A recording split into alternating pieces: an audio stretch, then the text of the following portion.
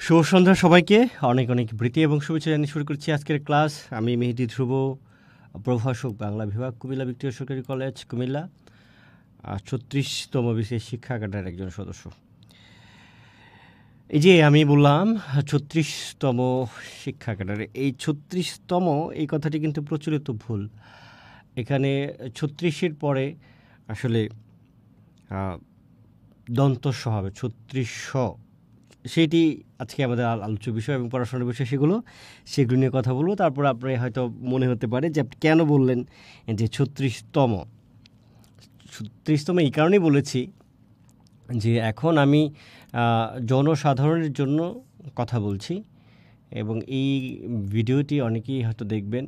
তারপরে আমি যদি বলি ৩৬শ বিশেষ শিক্ষা ক্যাডারে কর্মরত আছি, সেক্ষেত্রে মানুষের বোধগম্য হবে না বলে আর ব্যবহার করছি না, মানে কথাটি বলি না আমি। ওকে, তো আজকে আমাদের আলোচ্য বিষয় এই ব্যাপার, দ্বিরুক্ত শব্দ, সংখ্যাবাচক শব্দ এবং বচন। তো প্রথমেই আমরা দ্বিরুক্ত শব্দ এবং শব্দদ্বিত্ব এটি আলোচনা করব। 3টি টপিক, আজকে অনেকগুলো স্লাইড, এবং সেই স্লাইডগুলো আমরা খুব সব ডিটেলে না দিয়ে কিছু জিনিস স্কিপ করব আমি।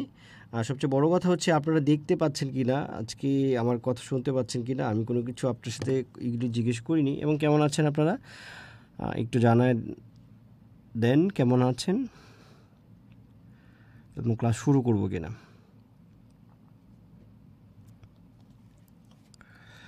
সাউন্ড কি ক্লিয়ার আছে?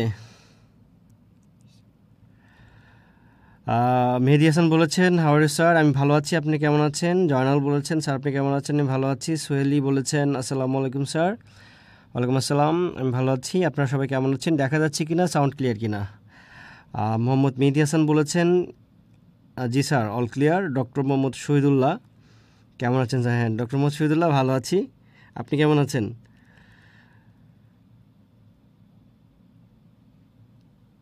এলিন বলেছেন, আলহামদুলিল্লাহ।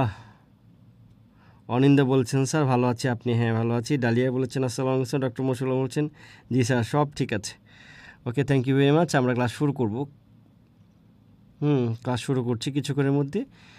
তবে আজকে আপনাদের ধৈর্য পরীক্ষা চলবে, কারণ আজকে ক্লাস একটু দীর্ঘ হতে পারে, আর হচ্ছে অনেক বেশি ঝামেলা আছে আজকে টপিকগুলোতে।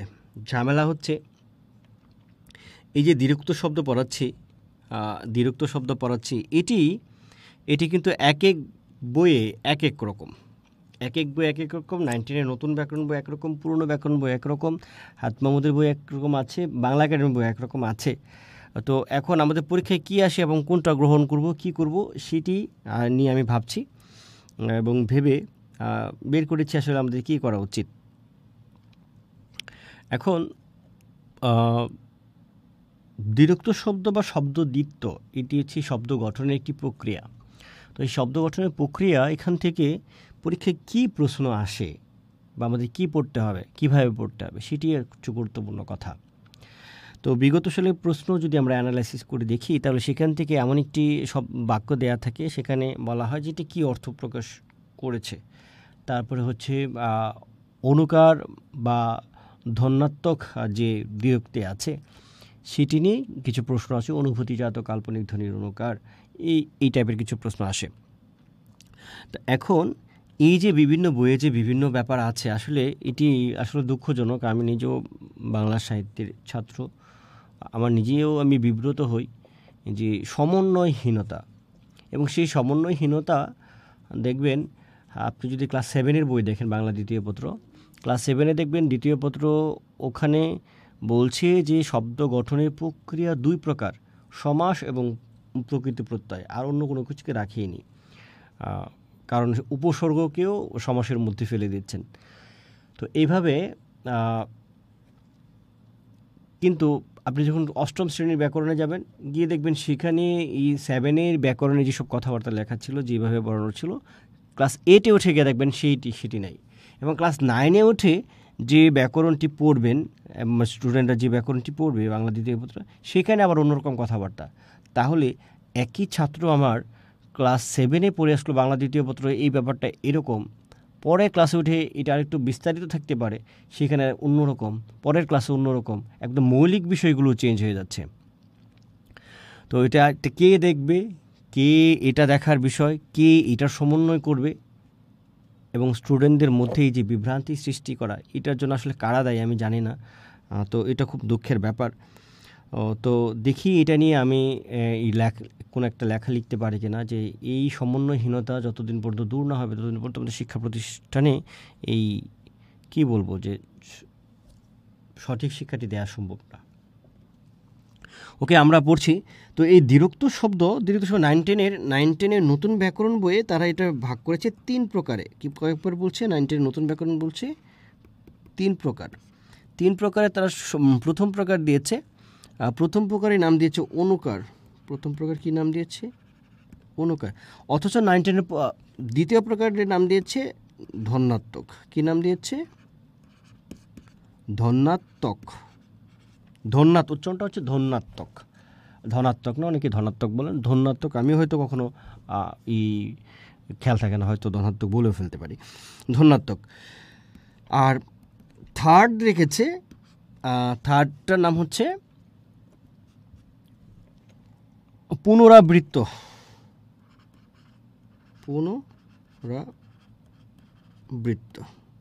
আচ্ছা, এখন দেখুন, দ্বিরুক্ত শব্দ 9-10-এর নতুন ব্যাকরণ অনুযায়ী 3 প্রকার, পুরনো ব্যাকরণ অনুযায়ী কয় প্রকার? 3 প্রকারই।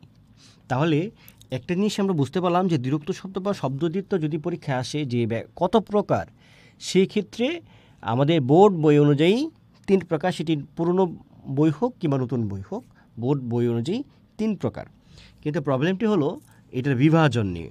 যেমন নতুন ব্যাকরণ অনুযায়ী আমি বললাম যে অনুকার, ধনাত্মক আর হচ্ছে পুনরাবৃত্ত, এই অপশনগুলো কিন্তু নতুন পুরনো ব্যাকরণে। পুরনো ব্যাকরণ তারা কি বলেছে? প্রথম বলেছে শব্দের দ্বিরুক্তি। কিসের দ্বিরুক্তি? শব্দের দ্বিরুক্তি। তারপরে বলেছে পদের দ্বিরুক্তি।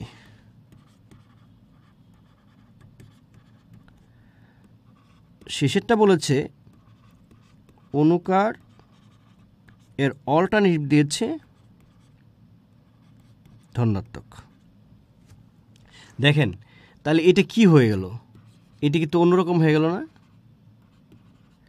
এখানে পুরনো ব্যাকরণে যে অনুকারের অল্টারনেটিভ হচ্ছে ধনাত্মক দিয়েছে, কিন্তু এই নতুনে অনুকার এবং ধনাত্মকটা কী করেছে?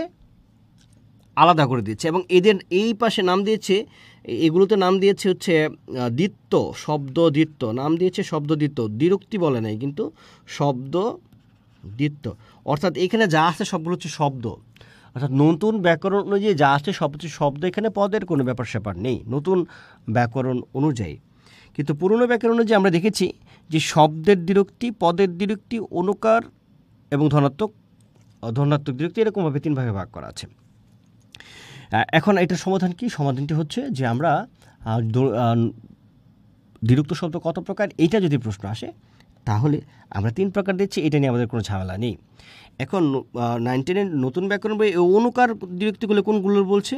অনুকার বলছে যে দ্বিতীয় অংশ যেটা চেঞ্জ হয়ে যায়, আর দ্বিতীয় অংশটা যেটা চেঞ্জ হয়ে যাচ্ছে, ধরেন বললাম চুপচাপ, কি বললাম? একটা হচ্ছে চুপ আর একটা কি বললাম? চাপ। অর্থাৎ চুপের অনুকরণে কি হয়েছে? চাপ। ওনারা এটা বলছেন যে কাছাকাছি যে শব্দ দিয়ে যেগুলো হচ্ছে সেগুলো হচ্ছে অনুকার। আর ধনাত্মক কি বলছেন? যে প্রকৃতিতে বিভিন্ন ঘটনা ঘটে, সেই যে শব্দগুলো হয় সেই শব্দের অনুকরণে আমরা যে নামগুলো দিই সেটির নাম হচ্ছে ধনাত্মক শব্দ। যেমন ধরেন ধান কাটার শব্দের নাম হচ্ছে ঘচাগছ, তাহলে সেই ঘচাগছটা হবে ধনাত্মক শব্দ, ঠিক আছে? বা গাছ ভাঙার যে শব্দ হচ্ছে মর্মর, তো সেই হচ্ছে মর্মর শব্দ।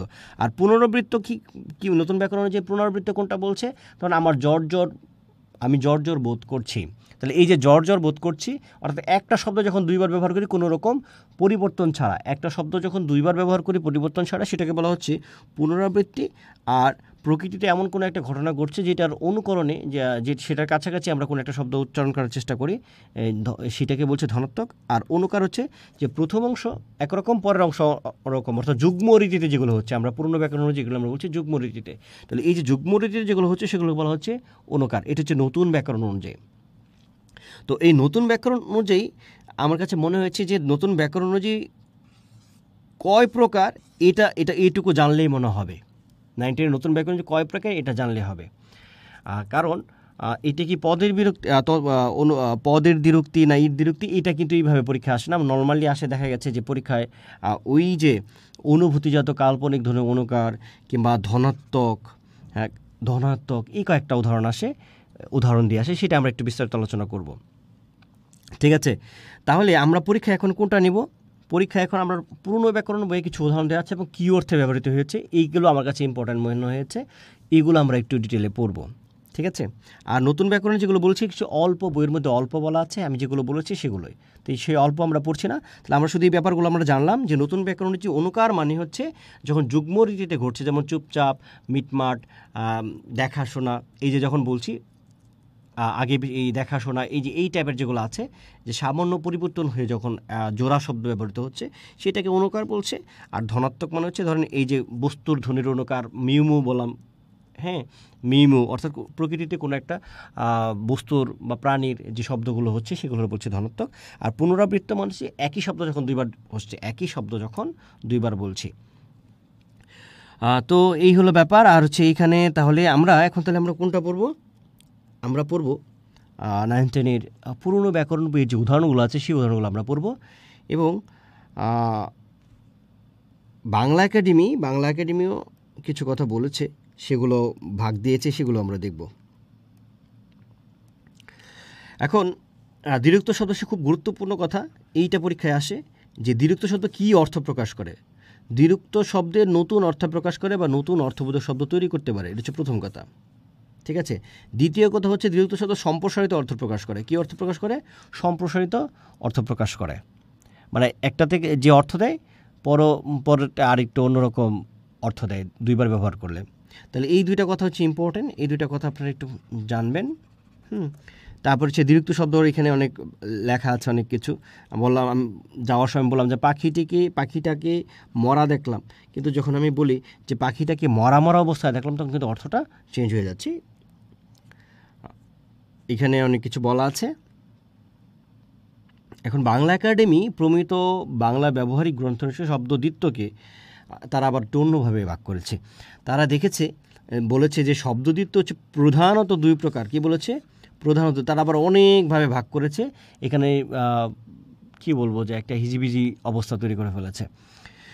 তো সেখানে তারা প্রধান দুইভাবে ভাগ করেছে। একটা প্রথমটার নাম হচ্ছে প্রতিধ্বনিমূলক, তারপর হচ্ছে পুনরাবৃত্তিমূলক। এখন যদি এইভাবে আসে যে প্রশ্নটা যদি আপনার এরকম হয় যে দ্বিরুক্ত শব্দ, দেখেন একটু ভালো করে বুঝবেন, প্রশ্ন ধরন যে উত্তর করবেন। প্রশ্নটা যদি এরকমভাবে আসে যে দ্বিরুক্ত শব্দ কত প্রকার, তাহলে আপনারা 3 প্রকার দেবেন। তাহলে বুঝতে হবে যে পুরনো ব্যাকরণ বই থেকে প্রশ্ন করা হয়েছে। কিন্তু কেউ যদি মনে করেন বাংলা একাডেমির বই থেকে প্রশ্ন করে, তাহলে হয়তো প্রশ্নটা এই টাইপের হবে যে শব্দদ্বিত্ব তখন কিন্তু আর দ্বিরুক্ত শব্দ বলবে না, কারণ বাংলা একাডেমি দ্বিরুক্ত শব্দটি ব্যবহার করেনি। বাংলা একাডেমি কী ব্যবহার করেছে? শব্দদ্বিত্ব ব্যবহার করেছে। কি বলেছে? শব্দদ্বিত্ব। তাহলে আপনার পরীক্ষা যখন বলবে শব্দদ্বিত্ব প্রধানত কত প্রকার, শব্দদ্বিত্বের সাথে যদি প্রধানত কথাটা থাকে, তাহলে আপনারা 2 প্রকার দেবেন। আচ্ছা, এটা আসলে ধরেন আমি নিজেই বিব্রত, আমি জানি আপনারাও কথাটা হচ্ছেন, কারণ এক এক বইয়ে যেহেতু এক এক রকম আছে, তাহলে প্রশ্নের ধরন থেকে যেন আমরা বুঝতে পারি যে যিনি প্রশ্ন করেছেন তিনি কোন বইটি ফলো করেছেন। আমরা কিন্তু অনেক সময় আপনার ইনবক্সে অনেক সময় অনেক ধরনের প্রশ্ন করেন, অনেক ক্ষেত্রে যেগুলো হয়তো যেমন এটা কি শব্দ আমাকে জিজ্ঞেস করেন স্যার যে এই শব্দটা কি, তখন দেখেন আপনারা এটা এক বাংলা একাডেমির অভিধানে একরকম, আবার বাংলা একাডেমির ব্যাকরণ নিয়ে অন্যরকম, আবার বোর্ড বই অন্যরকম, 3 জায়গায় 3 রকম। সেক্ষেত্রে আমি বলেছি দেখেন আপনার বাংলা একাডেমি অভিধানে কী আছে, অভিধানটাকে আমরা প্রাধান্য দিচ্ছি, তো সে অভিধানে কী আছে সেটা জেনে নিন। কিন্তু এইখানেও কিন্তু অভিধান থেকেই যে ঠিক ধরা হবে সেটাও কিন্তু ঠিক না, কারণ যিনি প্রশ্ন করেছেন তিনি যদি ধরেন 9-10 নতুন ব্যাকরণ বা পুরনো ব্যাকরণ বই দেখে প্রশ্ন করেন, তাহলে তো উনি ওইটাকে ঠিক ধরবেন।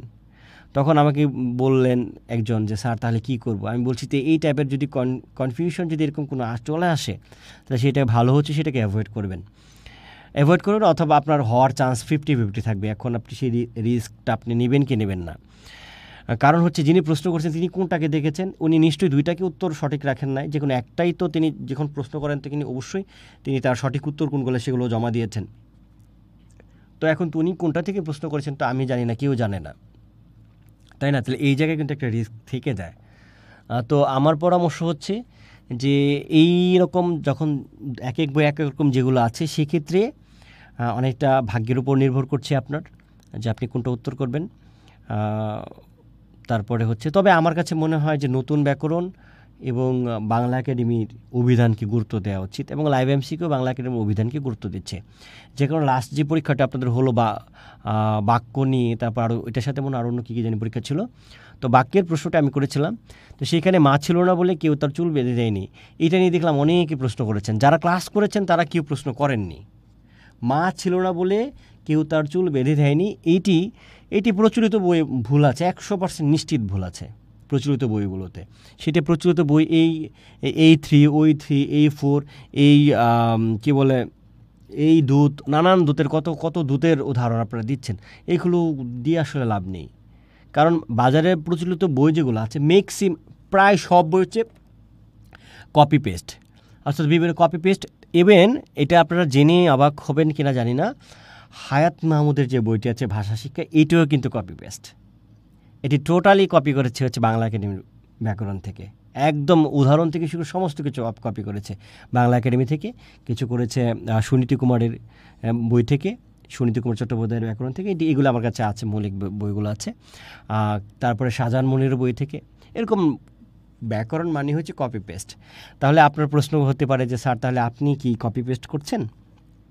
আমি কপি পেস্ট করছি না, আবার কিছু ক্ষেত্রে তো কপি করতেই হচ্ছে। কি কপি করতে হচ্ছে? আমার উদাহরণগুলো, সংজ্ঞাগুলো, এগুলো তো কপি করতে হবে। তবে আমি চেষ্টা করছি যে সকল বই থেকে সকল বইয়ের ভুলগুলো কোথায়, মানে একই ব্যাপার অন্যান্য নানান বইয়ে আছে, নানান একই রকমের উদাহরণ, অন্য এক বই একরকম অন্য বই একরকম, সেইগুলো আমি আমার বিবেচনায়, আমি আমার গবেষণায় বা আমি আমার চিন্তা দিয়ে আমি আপনাদের একটা সলভ করার চেষ্টা করছি। তো একেবারে অন্ধের মতো কোনো বই থেকে আমি কিছুই তুলে দিচ্ছি না, অন্ধের মতো। তবে আমি প্রাধান্য দিচ্ছি বাংলা একাডেমি ব্যাকরণকে, আমি প্রাধান্য দিচ্ছি, অন্ধের মতো আমি তুলে দিচ্ছি না। এবং বাংলা একাডেমির যে অংশটাকে আমার কাছে মনে হয় যে এরা হিজিবিজি বা অতিরিক্ত করে ফেলেছে, ওইটুকু আমি বলছি যে এইটুকু আমার স্টুডেন্টদের জন্য দরকার পড়বে না, এবং সেটি তারা কনফিউজড হয়ে যাবে। এখান থেকে প্রশ্ন আসতেও পারে, না আসতে পারে, এত কষ্ট করা দরকার নেই। যেটা এই যে বাংলা একাডেমি এখন যে শব্দদ্বিত্ব নিয়ে বাংলা একাডেমি যেরকম মানে পেঁচাইছে, সেটা আমার মনে হয় না যে এত পেঁচানোর কোনো দরকার ছিল। এটা খুব সরলভাবে বা এই শব্দদ্বিত্ব নিয়ে 19-এর পুরনো ব্যাকরণ বই যেটি আছে, এইটার কাছে আমার কাছে ভালো মনে হয়েছে। বা নতুন ব্যাকরণ বই যে তারা যে 3 প্রকারের দিয়েছেন, এটাও গ্রহণযোগ্য। কিন্তু বাংলা একাডেমি তারা একেবারে পেঁচিয়ে একেবারে অন্যরকম অতিরিক্ত করে ফেলেছে, এবং সেই বাংলা একাডেমির অংশটা আবার ভাষা শিক্ষা অর্থাৎ হায়াত মাহমুদ টোটালি কপি করেছে। হ্যাঁ, তো আমরা এখন বাংলা একাডেমি শুধু নিয়েগুলো জেনে নেব, যে তাদের প্রকারভেদটা জেনে নেব। তাহলে পরীক্ষা যদি প্রশ্ন আসে, যেটি বলছিলাম যে শব্দদ্বিত্ব যদি আসে এবং প্রধানত কথাটা যদি থাকে, তাহলে শব্দদ্বিত্ব এবং প্রধানত কথাটা আছে, তখন মনে করবেন যে তিনি প্রশ্নটা করেছেন বাংলা একাডেমি বই থেকে, তাহলে আপনারা 2 প্রকার দেবেন। আর যদি শুধু বলে দ্বিরুক্তি শব্দ কত প্রকার, তাহলে দ্বিরুক্তি শব্দটা যেহেতু বাংলা একাডেমি ব্যবহার করেনি, তাহলে তার মানে এটা পুরনো ব্যাকরণ বই থেকে, তখন আপনারা নিশ্চিত 3 প্রকার দিয়ে দেবেন। ঠিক আছে? আর যদি বলে যদি এরকম থাকে যে শব্দদ্বিত্ব কত প্রকার, প্রধানত কথাটা নেই, শব্দদ্বিত্ব কত প্রকার, সেক্ষেত্রে আপনারা 3 প্রকার দেবেন। তখন আপনারা বুঝবেন এটা হচ্ছে 19-এর নতুন ব্যাকরণ বই থেকে নিয়ে আসছে। তাহলে আমরা এই প্রকারভেদের যে ঝামেলাটা, সেটি আমি আপনাদের বুঝিয়ে দিচ্ছি। যদি প্রশ্নটা হয় যে দ্বিরুক্ত শব্দ কত প্রকার, আপনারা 3 প্রকার দেবেন, তখন বুঝবেন 19-এর পুরনো ব্যাকরণ বই থেকে প্রশ্নটি যিনি করেছেন তিনি সেটা ফলো করেছেন। যদি আসে এরকম যে শব্দদ্বিত্ব প্রধানত কত প্রকার, তখন বুঝবেন তিনি বাংলা একাডেমি বই থেকে প্রশ্নটি করেছেন, তাহলে আপনারা 2 প্রকার দেবেন।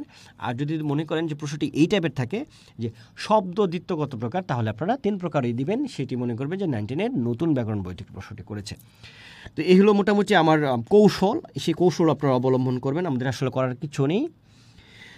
তাহলে এই শব্দ প্রধানত তারা কি বলেছে? প্রতিধ্বনিমূলক, আর একটা বলেছে পুনরাবৃত্তিমূলক।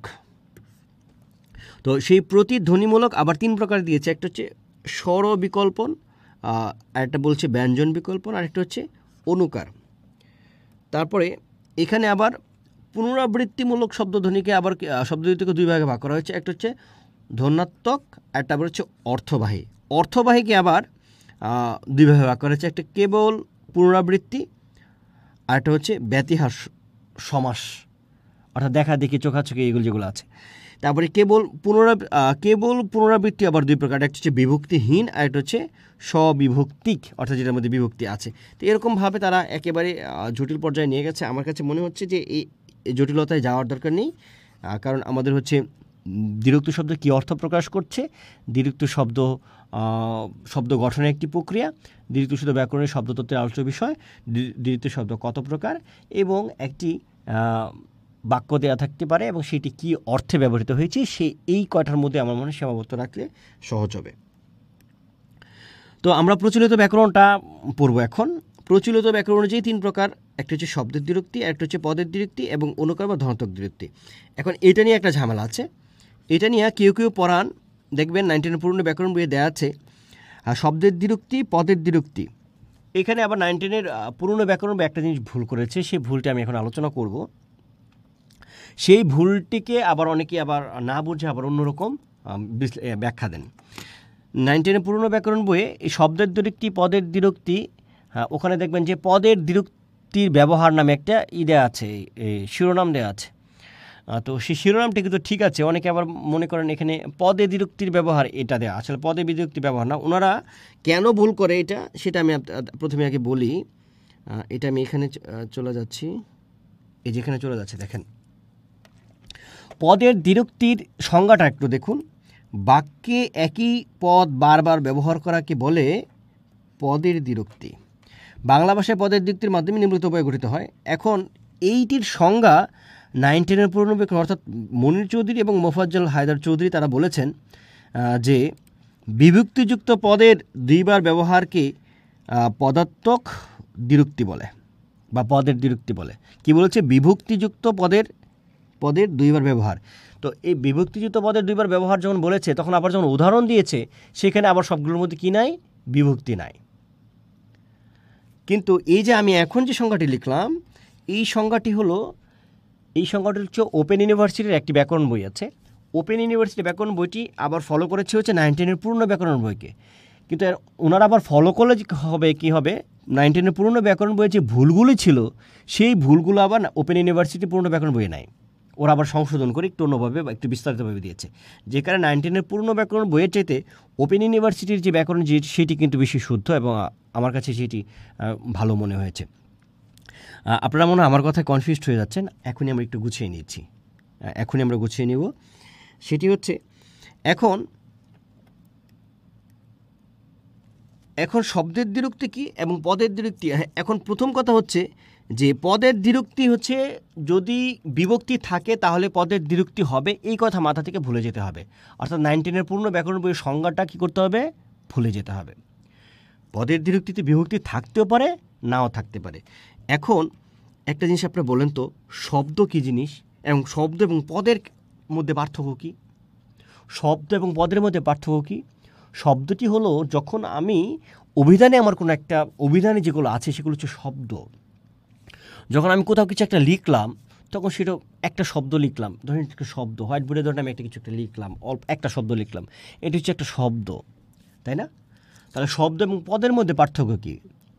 ওই শব্দগুলো দিয়ে যখন আমি একটি বাক্য রচনা করি, যখন একটা বাক্যাংশ হয়, যখন একটি বাক্য হয়, তখন সেইটা কিন্তু আর শব্দ না, তখন সেটাকে আমরা বলি পদ। কারণ সেটা বাক্যে ব্যবহৃত হওয়ার পরে সে হয় বিশেষ্য হিসেবে ব্যবহৃত হয়েছে, অথবা বিশেষণ, অথবা ক্রিয়া বিশেষণ, অথবা সর্বনাম, অথবা অব্যয়, অথবা আবেগ শব্দ হিসেবে ব্যবহৃত, অথবা যোজক হিসেবে ব্যবহৃত হচ্ছে। কোনো না কোনো একটা যে ব্যাকরণিক শব্দ যে 8 প্রকার, সে 8 প্রকার যে কোনো একটা হিসেবে ব্যবহৃত হয়েছে, তাই না?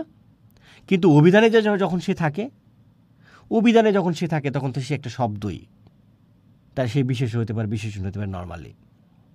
কিন্তু যখন যে বাক্যে যখন ব্যবহৃত হয়ে যায়, তখন সে নানান মাত্রায় ব্যবহৃত হতে পারে, তখন সেগুলোকে আমরা বলছি পদ। তাহলে এই যে 9-10 নতুন ব্যাকরণ বই বা প্রচলিত অনেকেই অনলাইনে পড়াচ্ছে, আপনারা ওই ইউটিউব গেলেই পাবেন। ওনারা বলছেন যে এই পদের দ্বিরুক্তিতে অবশ্যই কী থাকতে হবে? পদের দ্বিরুক্তিতে অবশ্যই থাকতে হবে, বিভক্তি থাকতে হবে। এটা তারা কেন বলছেন? বলছেন ওই যে 9-10 পুরনো ব্যাকরণ বইয়ে যে বলছেন যে বিভক্তিযুক্ত শব্দগুলো দিয়ে পদের দ্বিরুক্তি হয়, এই কারণে বলছেন। তাহলে আসলে বিষয়টি এরকম না। ওপেন ইউনিভার্সিটি সেই বিষয়টুকুই ক্লিয়ার করেছে এবং সেটাই যথার্থ। কারণ আমরা যখন একটি শব্দকে যখন আমি বাক্যে নিয়ে যাব তখন সেটা পদের দ্বিরুক্তি হয়ে যাবে। তাহলে শব্দের দ্বিরুক্তি যখন আমি লিখলাম, ধরেন আমি লিখলাম ছমছম, কি লিখেছি? ছমছম লিখলাম। এইটা হচ্ছে শব্দের দ্বিরুক্তি। কিন্তু এই ছমছম দিয়ে যখন আমি একটা বাক্য রচনা করে ফেলবো তখনই সেটা পদের দ্বিরুক্তি হয়ে যাবে। ঠিক আছে? কি বলেছি? অর্থাৎ যখনই আমি একটা শব্দ হিসেবে থাকবে, যখন শব্দ হিসেবে থাকবে তখন সেটা শব্দের দ্বিরুক্তি। এবং ওপেন ইউনিভার্সিটি তার বইয়ে সেভাবেই কিন্তু রেখেছেন। ওপেন ইউনিভার্সিটি বই এমন কোনো উদাহরণ দেননি যে বলেছেন শব্দের বিরক্তি আবার ওটা দিয়ে কোনো বাক্য আছে, বাক্য কিন্তু নেই। ইন্ডিভিজুয়ালি অভিধানে যেরকম শব্দ থাকে এরকম শব্দ যখন থাকবে তখন সেটি হচ্ছে শব্দের বিরক্তি। কিন্তু ওই শব্দগুলো ব্যবহার করে যখন আমি কোনো একটা বাক্য রচনা করে ফেলবো তখনই সেটা হয়ে যাবে পদের বিরক্তি। তাহলে আমি কি আপনাদের এই যে কনফিউশনটা আছে সেটিকে আমি দূর করতে পেরেছি? তাহলে 9-10 পুরনো ব্যাকরণ অনুযায়ী এই শব্দের দ্বিরুক্তি বা পদের দ্বিরুক্তি এটা নিয়ে প্রশ্ন আসে। এবং আমি গতকাল আমি পরীক্ষার ডিউটি করছিলাম, নিয়োগ পরীক্ষার ইউনিয়ন সমাজকর্মী, আচ্ছা এরকম কোনো একটা পদের নাম। তো সেখানে কিন্তু প্রশ্ন আমি দেখলাম যে ব্যাকরণ যে প্রশ্নটি করেছে 9-10 পুরনো ব্যাকরণের কিছু ব্যাপারও আছে সেখানে। তো 9-10 পুরনো ব্যাকরণ বইতে একেবারেই ফেলে দিতে হবে না। 9-10 পুরনো ব্যাকরণ তো উদাহরণ নিচ্ছি, যেমন আমি অনেক সব উদাহরণই কিন্তু 9-10 পুরনো ব্যাকরণ যে অংশটাকে সংশোধনযোগ্য সেই অংশটুকু সংশোধন করে দিচ্ছি। ঠিক আছে? আর অনুকার বা ধনাত্মক, অনুকার এবং ধনাত্মক বলছেন মানে কোনো একটা প্রকৃতিতে কোনো একটা শব্দ হচ্ছে, সেই শব্দের অনুকরণে যদি আমরা কোনো একটা নাম দিই সেটা হচ্ছে অনুকার বা ধনাত্মক। ঠিক আছে? তো 9-10 পুরনো ব্যাকরণে এই অংশটা আমার কাছে ভালো মনে হয়েছে, সবচাইতে ভালো মনে হয়েছে, এবং এই অংশটা ওপেন ইউনিভার্সিটিও গ্রহণ করেছে। তো আমরা এখন শব্দের দ্বিরুক্তি দেখি। শব্দের দ্বিরুক্তি এই যে দেখেন, দিন দিন, রোজ রোজ, দিন দিন, কালো কালো, হালকা হালকা, পাকা পাকা। তারপরে কি বলেছে? শব্দের দ্বিরুক্তির উদাহরণ দেখেন। একই শব্দ দুইবার ব্যবহৃত হতে পারে, বছর বছর, বাড়ি বাড়ি, দিন দিন, গাড়ি গাড়ি, খেলাধুলা। একই শব্দের সঙ্গে সমার্থক বর্ণ একটি শব্দ হতে পারে, যেমন লালন পালন, ধন দৌলত। সমার্থক বা বিপরীত শব্দ হতে পারে ধনী গরিব, টাকা পয়সা, লেনদেন, দেনা পাওনা। তারপর হচ্ছে দ্বিরুক্ত শব্দের দ্বিতীয় শব্দের আংশিক পরিবর্তন হতে পারে, যেমন রকম সকম, বকাঝকা, মিটমাট, তোড়জোড়। তাহলে দেখেন এখানে কিন্তু এগুলো দিয়ে কিন্তু বাক্য রচনা করেনি। যদি বাক্য রচনা হয়ে যেত, মানে এগুলি ধরেন আমি রকম সকম দিয়ে একটা বাক্য রচনা করে ফেললাম, তখন কি সেটাকে আমি আর পদ বলতে পারবো, সে শব্দ বলতে পারবো না? তখন সেটা বাক্য হিসেবে ব্যবহৃত পদ হয়ে গেছে, তাই না? তখন সেটা আমরা পদের দ্বিরুক্তি বলবো। তারপরে দেখেন আমরা পদের দ্বিরুক্তি দেখছি। এই পদের দ্বিরুক্তি আলোচনা, এই সংজ্ঞাটা কিন্তু নেওয়া যাবে না। এই 9-10 পুরনো ব্যাকরণ বলেছে কি? 9-10 পুরনো ব্যাকরণ বলেছে যে বিভক্তিযুক্ত পদের দুইবার ব্যবহারকে পদের দ্বিরুক্তি বা পদার্থক দ্বিরুক্তি বলে। এটা নেওয়া যাবে না। কারণ পদের দ্বিরুক্তিতে আমরা দেখেছি বিভক্তি থাকতেও পারে, নাও থাকতে পারে। মূল কথা হচ্ছে সে বাক্যে ব্যবহৃত হয়েছে না। বাক্যে ব্যবহৃত হলেই পদের দ্বিরুক্তি হয়ে যাচ্ছে। বাক্যে একই পদ বারবার ব্যবহার করাকে পদের দ্বিরুক্তি বলে। এটা ওপেন ইউনিভার্সিটির বইয়ে সংজ্ঞাটা দেওয়া আছে। আমি নর্মালি হচ্ছে যে আপনাদের যখন ক্লাস নিই তখন আমি এমন কতগুলো বই যে আমি নিজে পড়ি, যে এবং সেই বইগুলো না পড়ে যদি আমি একটা সঠিক জায়গায় যদি আসতে না পারি তাহলে আমার নিজেরই কিন্তু খারাপ লাগে। আমার নিজের সন্তুষ্টির জন্য, আত্মসন্তুষ্টির জন্য আমি একটি চেষ্টা করি আমার মতো করে। হয়তো আমারও গ্যাপ থেকে যেতে পারে, মানুষ ভুলের ঊর্ধ্বে না বা অসম্পূর্ণতার ঊর্ধ্বে না। প্রত্যেক মানুষের সীমাবদ্ধতা অসম্পূর্ণ থাকে। তবে আমি আমার জায়গা থেকে চেষ্টা করি আপনাদের একটি সত্যিকারের ব্যাকরণ, যেটা নির্ভুল ব্যাকরণ দেওয়ার চেষ্টা করি আর কি, এবং আপনাদের জন্য কোনটা কাজে লাগবে সেটাও দেওয়ার চেষ্টা করি। তাহলে এটুকু নেওয়া যাবে না। সমাধান কি? বস্তুত শব্দগুলোকে বাক্যে ব্যবহার হলেই পদ হয়ে যায়, তাই সেখানে বিভক্তি থাকতেও পারে, নাও থাকতে পারে। তাহলে এবার আমরা উদাহরণ দেখি। দেখেন এখানে সবগুলো কিন্তু একটা বাক্য হবে। বিশেষ্য পদের বিরক্তি হতে পারে, যে আধিক্য বোঝাতে। এখন কী অর্থে ব্যবহৃত হয়? তখন পরীক্ষা এরকম আসলো, রাশি রাশি ধান, এখানে কী অর্থে ব্যবহৃত হয়েছে? আধিক্য মানে হচ্ছে বেশি। এই উদাহরণগুলো আমি এই কারণে নিয়েছি যে এই উদাহরণগুলো কিন্তু একটা বাক্য দেয়া থাকে, কী অর্থে ব্যবহৃত হয়েছে, এই উদাহরণগুলো তো আসে কিন্তু, এবং অনেক আসে। তো রাশি রাশি ধান, থোকা থোকা জাম, তারপর হচ্ছে সামান্য বোঝাতে যে জ্বর জ্বর অনুভব করছি, মানে এখন আমার জ্বর আসেনি। পরস্পর বা ধারাবাহিকতা বলছে তুমি দিন দিন রোগা হয়ে যেতে, মানে আস্তে আস্তে হয়ে যাচ্ছ কন্টিনিউয়াসলি, বাড়ি বাড়ি থেকে চাঁদা তুলছ। তারপরে হচ্ছে দেখেন বিশেষ্য পদে দীর্ঘ হতে পারে।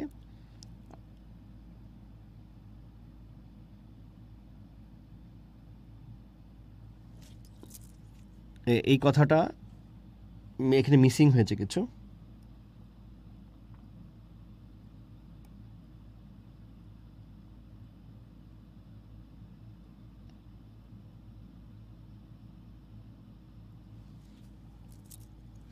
এটা অন্য কোনো জায়গা থেকে চলে আসছে। হ্যাঁ, এই লাইনটা মুছে ফেলেন, মুছে ফেলতেছি,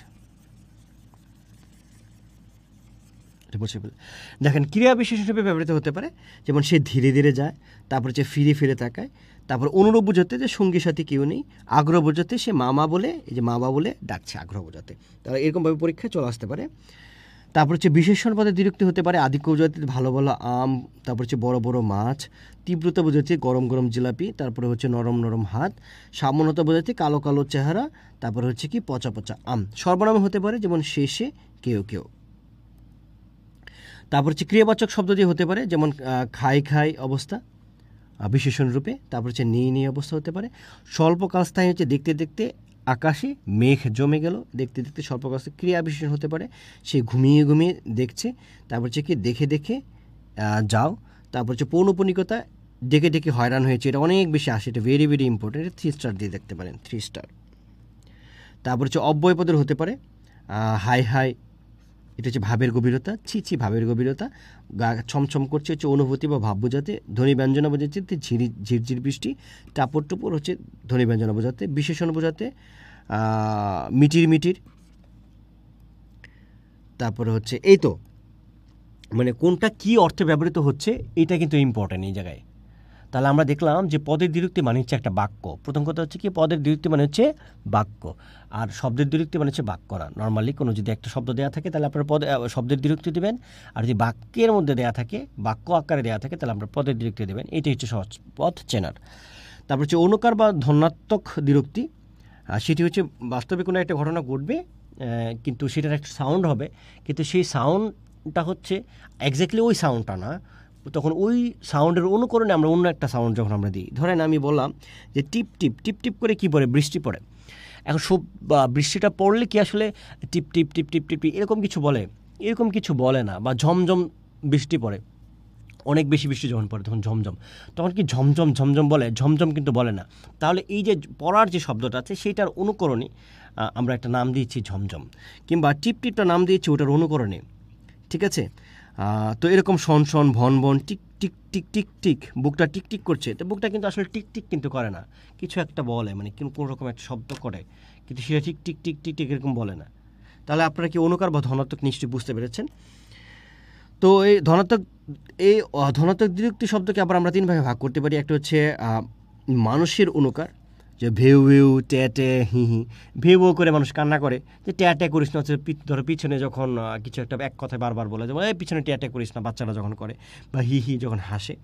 সেটা জীবজন্তুর অনুপাত হতে পারে ঘেউ ঘেউ, যেটা কুকুর যখন ডাকে, মিমুক কুহু যখন কুকিল যখন ডাকে, কাকা। এবং বস্তুর অনুকার হতে ঘচা ঘচ, যেমন ধান কাটার শব্দ, মরমর গাছ ভাঙার শব্দ, ঝমঝম বৃষ্টি পড়ার শব্দ, হু হু বাতাসের শব্দ। তাহলে এই ধনাত্মকটা আবার 3 প্রকার হতে পারে, মানুষের অনুকার হতে পারে, জীবজন্তুর অনুকার হতে পারে, আবার বস্তুর ধ্বনির অনুকার হতে পারে। কিন্তু এখন এই জায়গাটা ইম্পর্টেন্ট, এখানে আপনারা 3 স্টার দিয়ে দিতে পারেন, যে শ্রুতিগ্রাহ্য ধ্বনির ভাব ছাড়া কাল্পনিক ধ্বনি হতে পারে। এই যে এতক্ষণ দেখেন আমরা পড়লাম যে বৃষ্টি পড়লে এক ধরনের শব্দ হয়, নাম দিয়েছে ঝমঝম। বাতাসে এক ধরনের শব্দ হয়, নাম দিয়েছে হু হু। ধান কাটা শব্দ হয়, নাম দিয়েছে ঘচাঘচ। ভেউ ভেউ কান্নার কিন্তু শব্দ আছে। তারপরে হচ্ছে কু কু শব্দ আছে, এগুলো সবগুলো কিন্তু শব্দ আছে, কিন্তু কিছু আছে যেগুলো কোনো শব্দ নাই, কিন্তু আমরা সেগুলো তারপরেও বিরক্ত শব্দ দিচ্ছি। সেই শব্দটা কোথায় আছে? আমাদের অনুভূতিতে আছে, কাল্পনিক কল্পনায় আছে। যেমন কন কন বা কুসুম কুটুম, টন টন, ছটফট, দুরু দুরু, বলছে বুকটা দুরু দুরু করে, ঝিকিমিকি, ঠা ঠা, কুটকুট, মিনমিন, পিটপিট, ঝিঝি। তাহলে এই যে এখন ঝিঝি বলছে ঠা ঠা করে রোদ উঠেছে, তাহলে রোদ উঠলে আসলে কোনো শব্দ হচ্ছে না। বলছে কুটকুট করে কামড় দিয়েছে, ধরুন পানি বা কিছু একটা, কুটকুট করে কোনো শব্দ কিন্তু নেই। তারপর বললাম যে ঝিকিমিকি, আমি বললাম কি যে ঝিকিমিকি, যে খুব ঝিকিমিকি কাপড় পরেছ, এখানে কিন্তু কোনো শব্দ আছে নাই। তাহলে এই যে কনকন বলছি, যে কনকনে কনকনে শীত, তাহলে এই শীতের কি কোনো সাউন্ড আছে? সাউন্ড কিন্তু নেই। কুসুম কুসুম ব্যাপার, কুসুম কুসুমে কিন্তু সাউন্ড নেই। যে টনটন করছে, ব্যথাটা ফোড়াটা টনটন করছে, তাহলে এই যে টনটনের কোনো সাউন্ড কিন্তু নেই। তাহলে এতক্ষণ আগে আমরা যেগুলো বলেছি সেগুলো কিন্তু এই যে মানুষের ধ্বনি অনুকার এখানে সাউন্ড ছিল, তারপরে এখানে জীবজন্তুর এখানেও সাউন্ড ছিল, বস্তুর ধ্বনি এখানে কিন্তু সাউন্ড ছিল, কিন্তু এখন কিন্তু এই সাউন্ড নাই। তাহলে পরীক্ষা যদি আসে যে নিচের কোনটি অনুভূতিজাত কাল্পনিক ধ্বনির অনুকার বা ধনাত্মক শব্দ, সেক্ষেত্রেও এই কোন নিচের কোনটি, এইভাবে কিন্তু প্রশ্ন আসতে পারে। তাহলে আমরা এই যে ঠাঁটা বলছি, এটা কোনো সাউন্ড নেই, কুটকুটের কোনো সাউন্ড নেই, মিনমিনের সাউন্ড নেই, পিটের ঝিঝি, ধুরু ধুরু, ছটফট, যে বুকটা ছটফট করছে, আসলে কিন্তু বুকটার ওখানে কোনো সাউন্ড নেই। কুসুম কুসুমের কোনো সাউন্ড নেই, কনকনের কোনো সাউন্ড নেই। তাহলে যখন সাউন্ড না থাকে তখন সেটি হচ্ছে শ্রুতিগ্রাহ্য ছাড়া, অর্থাৎ শোনা ছাড়া, কোনো সাউন্ড ছাড়া কল্পনার মধ্যে আছে। এটা পরীক্ষা ইম্পর্ট্যান্ট, অনেক বেশি আসে। এই জায়গাটা আপনারা ভালো করে একটু খেয়াল করবেন। তারপরে আমরা চলে যাচ্ছি, শ্রুতিগ্রাহ্য স্বাভাবিক বা ধনাত্মক দ্বিরুক্তি শব্দ নির্মিত হতে পারে, যেমন হাসির শব্দ হতে পারে, শ্রুতিগ্রাহ্য যেগুলো আমরা শুনি, কান্নার শব্দ হতে পারে, কাশির শব্দ হতে পারে, সম্মতি বা অসম্মতিকে বলতে হ্যাঁ হ্যাঁ, না না, হু হু হতে পারে। তারপর হচ্ছে প্রাণীর শব্দ হতে পারে, কুকুরের ডাক হতে পারে, কাকের ডাক হতে পারে, বানরের ডাক হতে পারে, কুকুরের ডাক হতে পারে, একটা গাভীর ডাক হতে পারে, তারপর হচ্ছে বিড়ালের ডাক হতে পারে, বা মাছের ডাকও হতে পারে। তারপর হচ্ছে বস্তুর ধ্বনির অনুকার, ধরেন দা, ছুরি, কাঁচি প্রভৃতি কাটার জন্য, যেমন কচকচ, কচাকচ, কটকট, কটাকট, ক্যাচ ক্যাচ, ঘ্যাচ ঘ্যাচ, সবগুলো কিন্তু সাউন্ড আছে। পড়া চলা ইত্যাদি ক্রিয়া ধ্বনির অনুকার হতে পারে, যেমন ধপ ধপ, ধপাধপ, ধপাস ধপা, টপ টপ, টপাটপ, পটাপস, টুপ টুপ, মটমর, মরমর, সবগুলো কিন্তু সাউন্ড আছে। তারপর হচ্ছে অনুভূতি সূচক ধনাত্মক দ্বিরুক্তি, যে ধরেন ছমছম, ম্যাজ ম্যাচ, এই যেগুলো হচ্ছে কাল্পনিক আর কি। রি রি, চিন চিন, ধরপর। দৃষ্টির অনুভূতি সূচক চকচক, মানে এই অনুভূতিটা হচ্ছে আমার যেগুলো দেখা যাচ্ছে, যেমন ঝলমল, টলটল, টুকটুক, ডগে ডগে ডগে, মানে ডগডগে, সরি ডগে ডগে না, ডগডগে। তারপর হচ্ছে কুচে কুচে, দগদগে। ত্বকের অনুভূতি হতে যে কুটকুট, কুটকুট কামড় দিচ্ছে, বা খসখসে, বা চটচট, বা হির হির। গুণবাচক প্রকাশ হতে পারে, যেমন ফিনফিনে, ঝরঝরে, থই থই, লকলকে, ফুরফুরে। ঠিক আছে। তারপরে ধনাত্মক দ্বিরুক্তির গঠন প্রক্রিয়া হতে পারে, যেমন একই শব্দের অবিকৃত উচ্চারণ হতে পারে, যেমন টপ টপ, ঝনঝন, পটপট। প্রথম শব্দ শেষে আ হতে পারে, যেমন গপা গপ, টাপাটপ, লাপালাপ, পটাপট, মটামট, কটাকট, এরকম হতে পারে। দ্বিতীয় শব্দ শেষে ই হতে পারে, যেমন ধরাধরি, জমজমানি, ঝনঝনানি, চঞ্চনানি, মনমনানি, কনকনানি, দণ্ডনানি। এই হচ্ছে মোটামুটি দ্বিরুক্ত শব্দ। তো দ্বিরুক্ত শব্দ আসলে দ্বিতীয় শব্দ থেকে প্রশ্ন খুব বেশি আসে না, তো যেগুলো আসে সেগুলো কিন্তু এই জায়গা থেকে আসে। তারপরে যুগ্ম রীতিতে গঠিত হতে পারে। যুগ্ম মানে হচ্ছে যে দুই রীতিতে, অর্থাৎ একটা হচ্ছে কিচির আর একটা হচ্ছে মিচির, দুই রীতিতে হচ্ছে। একটা হচ্ছে টাপুরা, একটা হচ্ছে টুপুর, একটা হচ্ছে হাপুস আর একটা হচ্ছে হুপুস, এরকম যেগুলো আছে। তারপর হচ্ছে বিশিষ্টার্থক বাগধারায় দ্বিতীয় শব্দের প্রয়োগ। বাগধারা বলতে ওই বাগধারা না, এইখানে হতে পারে, মুছে ফেলি এটুকু, বাগধারা মানে ওই বাগধারা না, মানে কথায়, এই বাগধারা মানে হচ্ছে কথায় আর কি, মানে বাক্যে। তো বিশিষ্টার্থক দ্বিতীয় শব্দ প্রয়োগ দেখেন, ছেলেটিকে চোখে জেগে রাখো, এখানে কি অর্থ প্রকাশ করছি? সতর্কতা, ভেরি ভেরি ইম্পর্টেন্ট, বহুবার আসছে। ফুলগুলোতে আনরে, বাছা বাছা, এইটাও বহুবার আসছে। থেকে থেকে সেটা কাটছে, সবচেয়ে বেশি আসছে এটা, থেকে থেকে সেটা কাটছে, এটা কী দ্বারা প্রকাশ করছে? কালের বিস্তার। লোকটা হারে হারে শয়তান, এটা হচ্ছে আধিক্য বোঝাচ্ছে। তাহলে এখানে এইটা অনেক বেশি ইম্পর্টেন্ট, তারপরে এইটা আরও বেশি ইম্পর্টেন্ট, এটাও ইম্পর্টেন্ট। ফুলগুলোতে আনরে, বাছা বাছা, এটা কম আসে। তাহলে এই হলো এই দ্বিরুক্ত শব্দ কী অর্থে ব্যবহৃত হচ্ছে, বিশিষ্ট প্রয়োগ, এইটাও পরীক্ষায় আসে। এগুলো মোটামুটি আমাদের দ্বিরুক্ত শব্দ। ক্লাস তো অনেকক্ষণ হয়ে গেছে, আপনারা ক্লাসে আছেন কি না কে জানে, আজকের ক্লাসটা ইন্টারেস্টিং না তেমন একটা।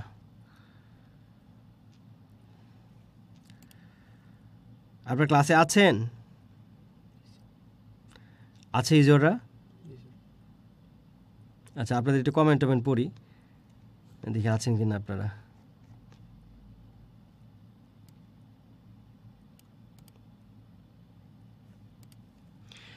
আপনারা কি আছেন গো? সংখ্যাবাচক শব্দ, এইটা এখানে বোঝানোর জায়গা আছে, এখানে আশা করি বিরক্ত লাগবে না। হ্যাঁ, এই তাপস বলছেন স্যার এলোমেলো হয়ে যাচ্ছে, আসলে কি এলোমেলো? হ্যাঁ, আসলে এলোমেলো হয়ে যাচ্ছে। হ্যাঁ, আচ্ছা, এলোমেলোটা আরেকটু গুছিয়ে দিচ্ছি।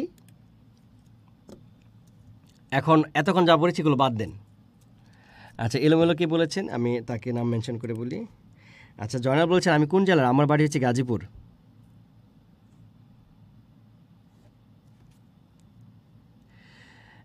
বাংলা একাডেমি সম্ভব নয়। হ্যাঁ, বাংলা একাডেমি যেটুকু নেওয়া দরকার ওইটুকু আমি নিচ্ছি। হ্যাঁ, আচ্ছা, কেউ একজন বলছে যে এলোমেলো লাগছে। এলোমেলো লাগার মতোই বিষয়, একে সত্যিকারে লাগার মতো বিষয়, এক এক বই এক এক রকমভাবে আছে। আচ্ছা, ওগুলো সবগুলো বাদ দেন। দ্বিরুক্ত শব্দ থেকে কী আসবে? প্রথম কথা হচ্ছে দ্বিরুক্ত শব্দ ব্যাকরণের কোন অংশ আলোচিত হয়, জানি আমরা হচ্ছে শব্দ দিতে আলোচিত হয়। দ্বিতীয় কথা হচ্ছে দ্বিরুক্ত শব্দ কী অর্থ প্রকাশ করে? দ্বিরুক্ত সম্প্রসারিত অর্থ প্রকাশ করে, তারপর হচ্ছে নতুন শব্দ গঠন করে, নতুন অর্থবোধক শব্দ তৈরি করে। তাহলে আমরা কাজ জেনে গেলাম। দ্বিরুক্ত শব্দ কত প্রকার? 3 প্রকার জেনে গেছি। শব্দের দ্বিরুক্তি, পদের দ্বিরুক্তি, আর কি অনুকার দ্বিরুক্তি বা ধনাত্মক শব্দ। তারপরে যদি এইভাবে আসে যে শব্দ দ্বিত্ব কত প্রকার, তাও বলেছি 3 প্রকার। কিন্তু যদি এইভাবে আসে যে শব্দ দ্বিত্ব প্রধানত কত প্রকার, তাহলে কয় প্রকার? 2 প্রকার। এনাফ, এইটুকু একদম এনাফ। নেক্সট হচ্ছে বলেছি যে কোনো যদি বাক্যের মধ্যে ব্যবহৃত হয় দ্বিরুক্ত শব্দগুলো, কি বলেছি, কোনো বাক্যের মধ্যে যদি ব্যবহৃত হয় তাহলে সেটা হচ্ছে পদের দ্বিরুক্তি। কি বলেছি? পদের দ্বিরুক্তি। আর যদি বাক্যে ব্যবহৃত না হয়, ধরুন অপশনে শুধু খালি শব্দ দেয়া আছে, ধরেন একটা অপশনের মধ্যে দেওয়া আছে ছমছম, আর একটা অপশন আছে ঘচাঘচ, একটার মধ্যে দেওয়া আছে ধরেন ঠাটা, তখন বুঝতে পারবেন, তখন আপনি ধরে নেবেন যে এগুলো শুধু যদি শব্দ দেয়া থাকে তাহলে সেগুলো হচ্ছে কি বলে, শব্দের দ্বিরুক্তি। আচ্ছা, এখন না, ওখানে আমি অপশন যা ঠাটা বলেছি এটা এমনি বলেছি, ঠাটা হচ্ছে অনুকারে চলে যাচ্ছে। তো পরে হচ্ছে আরেকটা বিষয় হচ্ছে অনুকার বা ধনাত্মক। অনুকার বা ধনাত্মক মানে হচ্ছে যে কোনো একটা বস্তু, প্রাণী বা এগুলো যে সাউন্ড করে, সেই সাউন্ডের আলোকে যে আমরা দ্বিরুক্তগুলো নিই। ধরুন মানুষ কান্না করে, একটা সাউন্ড আছে ঘেউ ঘেউ, ধরুন মানুষ পিছে পিছে হাঁটছে, মানে এটা চাচ্ছে এটা চাচ্ছে, তখন আমি বলছি পিছনে ট্যাটে করিস না, ট্যাটে। তো এই মানুষের সব যে শব্দগুলো উচ্চারণ করে, ধরেন প্রাণী যে উচ্চারণগুলো করে, ধরেন কুকুর এক ধরনের উচ্চারণ করে ঘেউ ঘেউ, ধরেন বিড়াল এক ধরনের উচ্চারণ করে বেউ বেউ, তাহলে এই যে বেউ বেউ ঘেউ ঘেউ, এইগুলো হচ্ছে কি অনুকার, বা অনুকারের এক নাম হচ্ছে ধনাত্মক।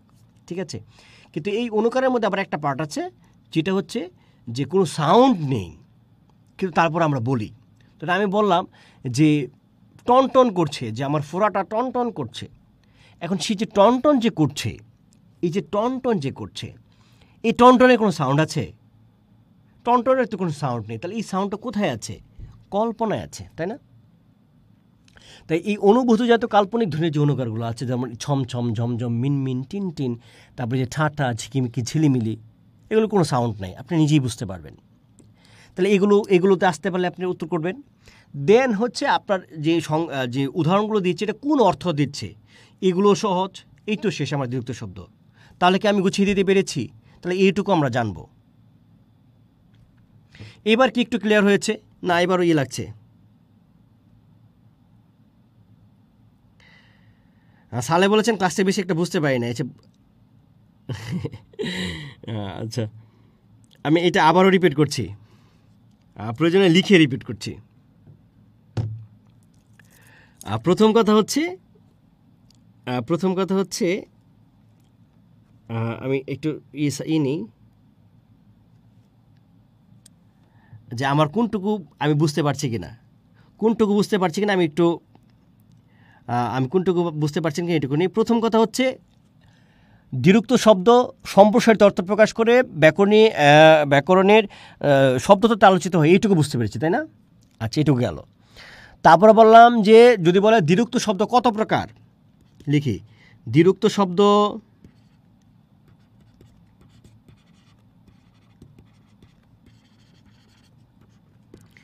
তিন প্রকার দিচ্ছি।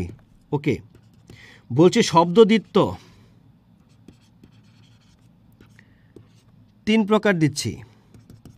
আসলো যে শব্দদ্বিত্ব প্রধানত কত, তখন বুঝবো, যখন প্রধানত কথাটা ব্যবহার করবে তখন বুঝবো যে এটা এই লোকটা বাংলা একাডেমি থেকে বই করে প্রশ্ন করেছে, তখন আমরা দেবো 2 প্রকার, শেষ।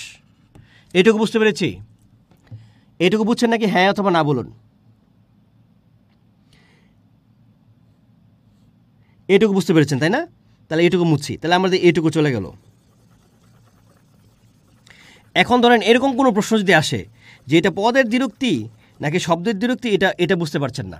নর্মালি হচ্ছে 9-10-এর নতুন ব্যাকরণ বই, 9-10-এর নতুন ব্যাকরণ বই, আবার আমার কথা শুনুন, 9-10-এর নতুন ব্যাকরণ বই, হায়াত মাহমুদের বই, তারপর হচ্ছে বাংলা একাডেমি বই, সেখানে দ্বিরুক্তি মানেই বলছে শব্দের, সেখানে পদের দ্বিরুক্তি নামে আলাদা করে নাই, পদের দ্বিরুক্তি নামে কী করে নাই, আলাদা করে নাই। এবং ম্যাক্সিমাম ক্ষেত্রে বাংলা একাডেমি যদিও কিছু কিছু শব্দে বাক্যে ব্যবহার দেখিয়েছে, ম্যাক্সিমাম ক্ষেত্রে বাক্যে ব্যবহার দেখায় নাই। তো 9-10-এর পুরনো ব্যাকরণ অনুযায়ী শব্দের এবং পদের যে আলাদা করেছে সেটা আপনি কীভাবে আইডেন্টিফাই করবেন? যদি বাক্যে ব্যবহৃত হয়ে যায়, ধরো একটা বাক্য লিখলো দ্বিরুক্ত শব্দ দিয়ে, সেটা আপনি পদের দ্বিরুক্ত দিয়ে দিবেন। আর বাক্য না এমনিতে আছে, তাহলে সেটা আপনি কী দিবেন? শব্দের দ্বিরুক্তি। তাহলে অনুকার কী জিনিস? একটা রয়ে গেলো অনুকার বা ধনাত্মক, একই। সেটা হচ্ছে প্রকৃতিতে অনেক ঘটনা ঘটে। ধরেন প্রকৃতি কী ঘটনা ঘটে? বৃষ্টি পড়ছে, তো সে বৃষ্টি পড়ার একটা শব্দ আছে না, ঝমঝম, জোরে পড়লে। আস্তে পড়লে কি? আস্তে পড়লে কি? টিপ টিপ। তাহলে আমি যখন বলছি টিপ টিপ, তখন সেটা হচ্ছে যে অনুকার, ওই শব্দের অনুকরণে বলছি। যখন আমি বলি ঝমঝম, তখন ওই শব্দের উপরে বলছি ঝমঝম, ঠিক আছে? ধরেন আমি বললাম মানুষ কান্না করছে, কান্নার শব্দটা কি? ভেউ ভেউ। এখন মানুষ তো ভেউ ভেউ এরকম কাঁদে, এরকম ভেউ ভেউ তো বলে না, কিছু একটা বলে, কিছু একটা বলে, তো সেটার অনুকরণে বলেছে ভেউ ভেউ। কুকুর যখন ডাকে, কুকুর তখন কি বলে? এক্স্যাক্টলি কি ঘেউ ঘেউ এরকম বলে, মানে সামথিং লাইক দ্যাট, এরকম কিছু একটা বলে এক্স্যাক্টলি। কিন্তু বেড়ালে কিন্তু মিউ মিউ এরকম বলে না, কিছু একটা বলে, এই টাইপেরই। তখন এই শব্দের অনুকরণের নাম দিয়েছে অনুকার দ্বিরুক্তি। এখন সেই অনুকার দ্বিরুক্তির মধ্যে আবার একটা ব্যাপার আছে আলাদা করে, সেটি হচ্ছে কল্পনায় বাস্তবে কোনো শব্দ নেই, সেইগুলো একটু জেনে নেবেন। যে বলছি যে টেন টা ট্যাটে, মিন মিন, টিন টিন, কিন কিন, এগুলো বললাম যে ছমছম, গাটা ছমছম করছে, কিন্তু কোনো সাউন্ড নাই। ছমছমের সাউন্ড আছে? বললাম ব্যথা টনটন করছে, কোনো সাউন্ড নাই। বললাম যে তোমার কাপড় ঝিলিমিলি কাপড় পরেছ, ঝিলিমিলি, তো ঝিলিমিলিতে কোনো সাউন্ড আছে? সাউন্ড তো নাই। এরকম বলেছি, একটু সহজ, একটু দেখবেন। তারপরে বলেছি যে অনেকগুলো যে উদাহরণ আছে, সেই উদাহরণগুলো কোনটা কোন অর্থে ব্যবহৃত হয়েছে, এইটুকু কি আপনারা পারবেন? এইটুকু যদি পারেন তাহলে পরীক্ষা পারা যাবে।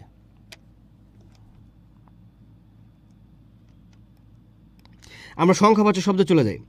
সংখ্যাবাচক শব্দ নিয়ে কিন্তু অনেক পণ্ডিতে করেছে এই 9-10-এর নতুন ব্যাকরণ বইয়ে। এটা একেবারে 9-10-এর নতুন ব্যাকরণ বই একদম এলোমেলো করে ফেলেছে। এখানে 9-10 নতুন ব্যাকরণ বই এলোমেলোটা আমরা একদম বাদ দিব। আমরা হচ্ছে হায়াত মাহমুদের বই, 9-10-এর পুরনো ব্যাকরণ বই এবং ওপেন ইউনিভার্সিটি যেটা আছে সেটা আমরা পড়ছি। তো অত্যন্ত গুরুত্বপূর্ণ প্রশ্ন, প্রথম তথ্য হচ্ছে সংখ্যা গণনার মূল একক হচ্ছে 1। এইটা আসছিল যে গতকাল আমি পরীক্ষায় যেই করলাম, ডিউটি করলাম, দেখেন এই প্রশ্নটা আসছিল যে সংখ্যা গণনার মূল একক কি? একক হচ্ছে 1, এটা আসছিল। বাংলা ভাষায় ব্যবহৃত সংখ্যাবাচক শব্দগুলোকে 4 ভাগে ভাগ করা যায়। একটা হচ্ছে অঙ্কবাচক, একটা হচ্ছে পরিমাণ বা গণনাবাচক, আর একটা হচ্ছে ক্রম বা পূরণবাচক, আর একটা হচ্ছে তারিখবাচক। এটা আপনারা জানেন। অঙ্কবাচক মানে কি? যখন আমি 1 লিখলাম, 2 লিখলাম, 3 লিখলাম, তাহলে 1-এর আর কীভাবে লিখতে পারি? আমি লিখতে পারি 1। এই 1-এর আর কীভাবে লিখতে পারি? আমি লিখতে পারি প্রথম। আর কীভাবে লিখতে পারি? ধরুন আমি লিখলাম পহেলা।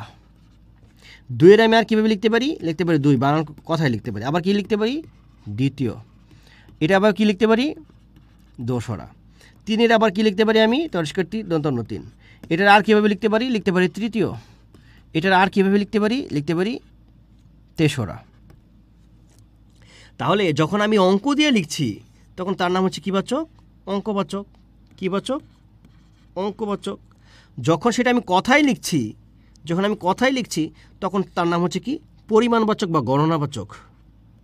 গণনা বা পরিমাণ। আর যখন আমি ক্রম আকারে লিখছি, সিকোয়েন্স, প্রথম, দ্বিতীয়, তৃতীয়, অর্থাৎ first, second, third, fourth, fifth, এরকমভাবে যখন লিখছি, তখন সেটাকে আমরা বলছি ক্রমবাচক বা পূরণবাচক। ক্রমবাচক বা পূরণবাচক।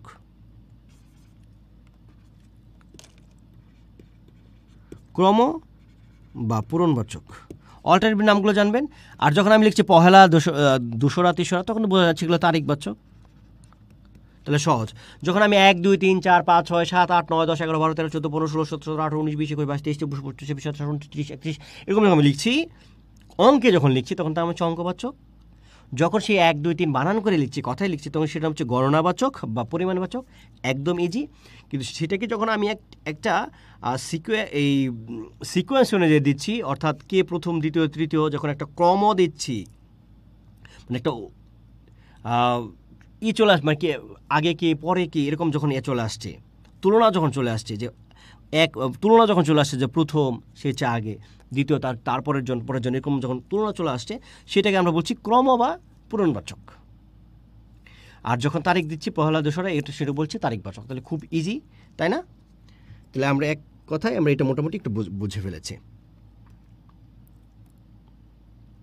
এবার আমরা যে অঙ্কবাচক নিয়ে আমার আর কোনো কথা নেই, অঙ্কবাচক নিয়ে কোনো কথা নেই, এটা সহজ, এটা নিয়ে কথা নেই।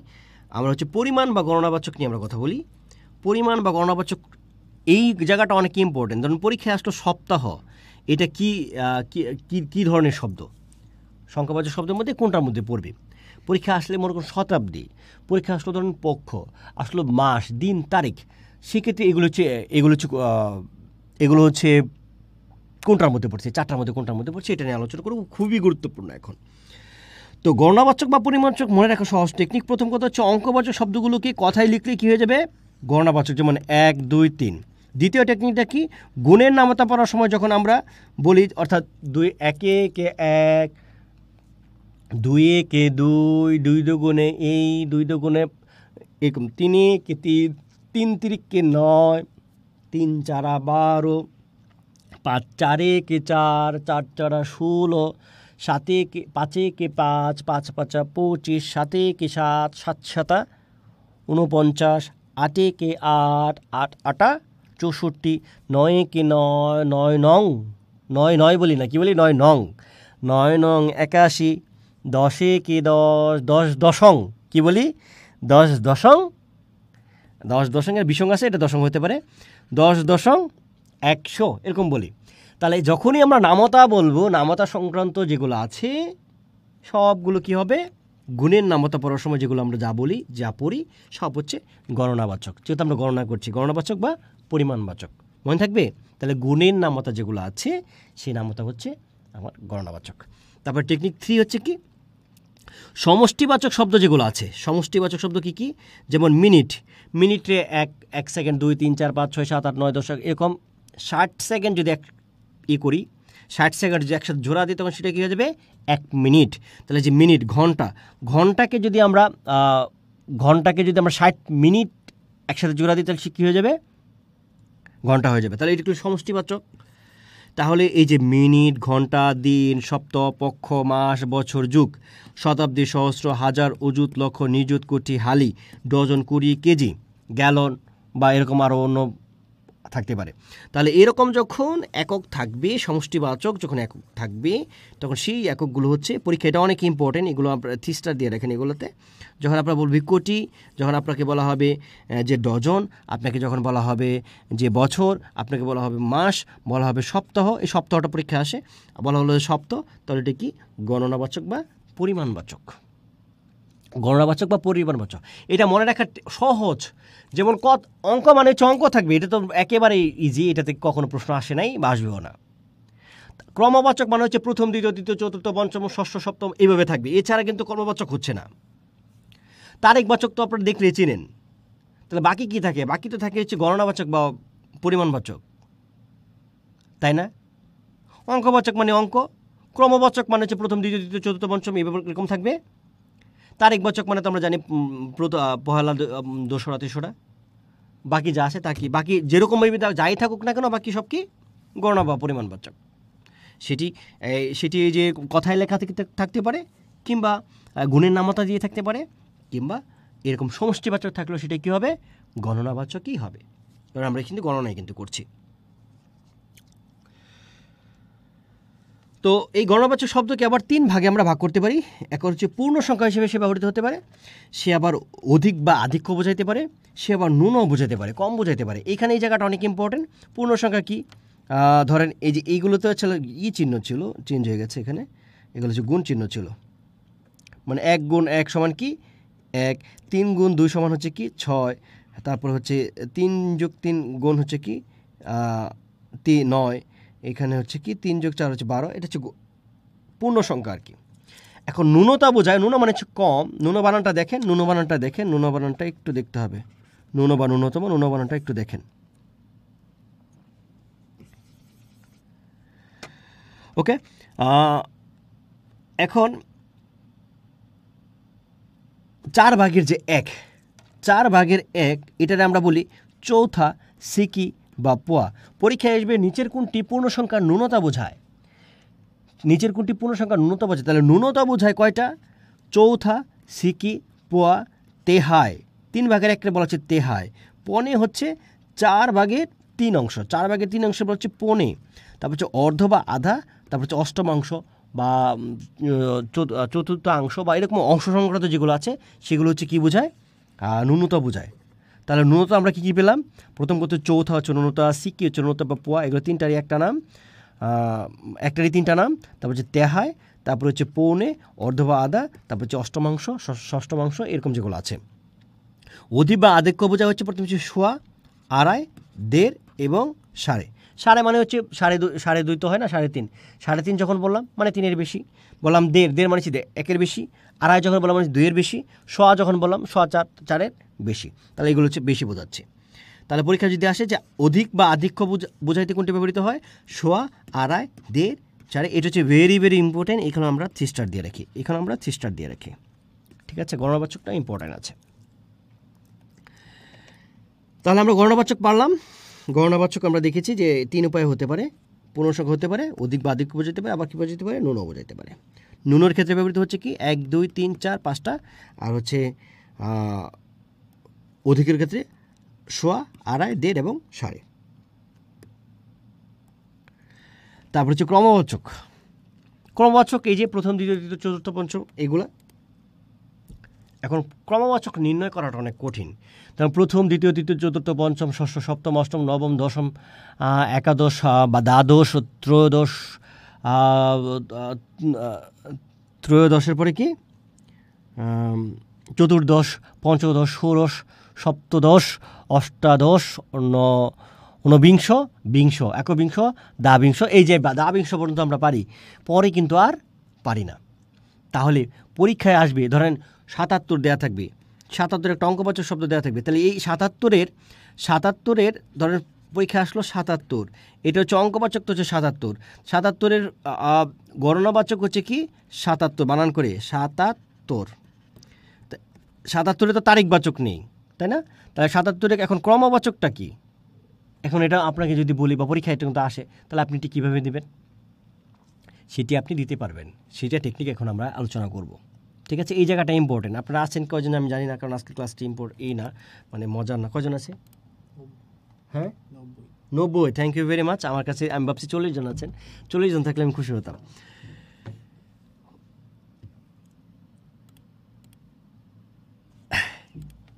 আমি কি বলেছি? আসলো ধরেন আসলো হচ্ছে 61, 62, 63-র অঙ্কবাচক। 63-র অঙ্কবাচক হচ্ছে 6, 3, এটা একেবারে ইজি। 63-এর গণনাবাচক, 63 বানান করে লিখি 63 তো তারিখবাচক নেই। তারিখবাচক তো হচ্ছে আমাদের বাংলাদেশে হচ্ছে 31 পর্যন্ত, ইন্ডিয়াতে লিপিয়ার আছে, বাংলাতেও ওরা হয় 32 পর্যন্ত হয় অনেক 4 বছর পর। তো তখন আপনাকে বলা হলো যে আপনি 65-র ক্রমবাচক বলেন, কীভাবে বলবেন? মুখস্থ করবেন না? এত কিছু মুখস্থ করার দরকার নেই, এটা আমরা একটু পড়ি। ক্রমবাচক সংখ্যা এককের রূপে কি থাকে? এককের রূপ থাকে 1। তাহলে 1 মানে 1, দা বা দি বা দ, দা দি দ এর মানে হচ্ছে 2। ত্রয়োত্রি বা আমার সাথে বলুন, আমার সাথে জোরে বলুন, 1 দা 1, 1 দা 1 মানে 1, দা দি দ মানে হচ্ছে 2, ত্রয়োত্রি ত্র মানে হচ্ছে 3, চতু মানে হচ্ছে 4, পঞ্চ মানে হচ্ছে 5, ষট সোর বা স্বর্ণ মানে হচ্ছে 6, সপ্ত মানে 7, অষ্ট বা অষ্টা মানে হচ্ছে 8, নব মানে 9, আর উন মানে হচ্ছে -1। উন মানে কোনটা থেকে -1? পরবর্তী সংখ্যার ক্রমবাচক রূপের থেকে -1 দিলেই হয়ে যাবে কি -1-এর যে রূপটা সেটি হচ্ছে উন। আচ্ছা, এখন ক্রমবাচক সংখ্যার দশকের রূপটা কি? দশকের উপর 10 হচ্ছে 10, 20 হচ্ছে বিংশ, এটা কিন্তু মুখস্থ করতে হবে, এইটুকু মুখস্থ করতে হবে। 20 মানে হচ্ছে বিংশ, 30 মানে হচ্ছে ত্রিংশ, যেটা বলুন 30 মানে কি ত্রিংশ। তারপরে 40 মানে হচ্ছে চত্বারিংশ, আমার সাথে বলুন 40 মানে চত্বারিংশ, 40 মানে চত্বারিংশ, 40 মানে চত্বারিংশ, ত্রিংশ মানে 30 মানে হচ্ছে ত্রিংশ, 30 মানে হচ্ছে ত্রিংশ, বিংশ মানে হচ্ছে 20, 50 মানে হচ্ছে পঞ্চাশোত্তম, 50 মানে হচ্ছে পঞ্চাশোত্তম, 50 মানে হচ্ছে পঞ্চাশোত্তম, পঞ্চাশোত্তম, পঞ্চাশোত্তম, পঞ্চাশোত্তম হচ্ছে 50, 60 মানে হচ্ছে ষষ্ঠীতম, 60 মানে হচ্ছে ষষ্ঠীতম, 60 মানে হচ্ছে ষষ্ঠীতম, মুখস্থ করুন আমার সাথে। তারপর 70 মানে সপ্ততিতম, 70 মানে হচ্ছে সপ্ততিতম, সপ্ততিতম মানে হচ্ছে 70, 80 মানে হচ্ছে আশিতিতম, আশিতিতম, আশিতিতম, আশিতিতম, আশিতিতম, আশিতিতম, 90 মানে হচ্ছে নবতিতম, নবতিতম, নবতিতম, নবতিতম, নবতিতম, মুখস্থ করুন আমার সাথে, নবতিতম, মুখস্থ করেছেন। এখন আমি আপনাকে বললাম যে আপনি 77 শব্দের ক্রমবাচক রূপ বের করেন। আমি বলছি 77-এর প্রশ্নটা আসলো, 77-এর ক্রমবাচক রূপ, এটা প্রশ্ন। তাহলে এই প্রশ্নের উত্তরটা আমরা কি দিব?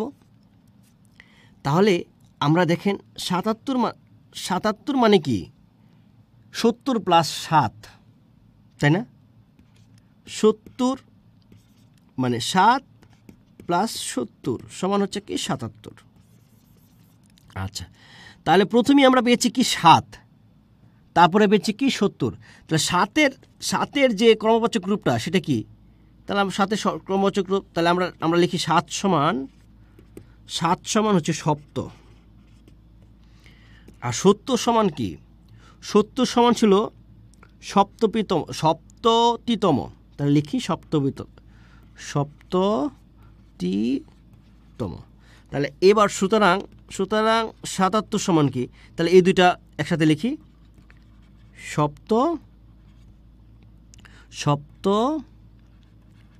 সপ্ততিতম। আচ্ছা, এটা ভালো করে লিখি, দেখা যাচ্ছে না মনে হয়। তো এটা একসাথে লিখি, সপ্ততিতম। এই হয়ে গেল, বের করে ফেলেছি। তাহলে আমরা মুখস্থ করব হচ্ছে এই কয়টা মুখস্থ করব, আর হচ্ছে এই কয়টা মুখস্থ করব। দেন হচ্ছে আমরা এটা কি করব, এভাবে ভাগ করব। যেমন যদি ধরেন 85 আসে, তাহলে আমরা কীভাবে ভাগ করব? প্রথমে দেব 5, তারপরে দেব কি 80। তাহলে 5-এর রূপ কি সেটা লিখবো, 5-এর রূপ পঞ্চ, 80-র যে রূপ আছে সেই রূপটা দিয়ে দেবো, শেষ হয়ে গেছে। সহজ না? তাহলে আমি এবার কয়েকটা করতে দিই। এটা কি বুঝতে পেরেছেন? দেখি আপনার একটু ফিডব্যাক নেই। আমি যে এই নিয়মটা বুঝিয়েছি এটা বুঝতে পেরেছেন? 7 না, 7-এর ক্রমবাচক হচ্ছে সপ্ত নিতে হবে। আচ্ছা, আরেকটা করি, ধরেন আরেকটা এখান থেকে দেখে করি। এটা ভাষানো থাকুক, যেন এটা দেখে আপনারা করতে পারেন। ধরেন আমরা নিলাম, আমরা নিই ধরেন 85 নিই, ধরেন আমরা 85 নিলাম, এটার আপনার এইরূপ ক্রমবাচক রূপ। তাহলে 85 মানে হচ্ছে 5 যোগ 80, 5 যোগ 80 সমান হচ্ছে 85, তাই না? তাহলে 5-এর ক্রমবাচক রূপ কি? পঞ্চ, তাই না? আর হচ্ছে 80-র ক্রমবাচক রূপ কি? 80 হচ্ছে 80তম, তাহলে কি 85তম।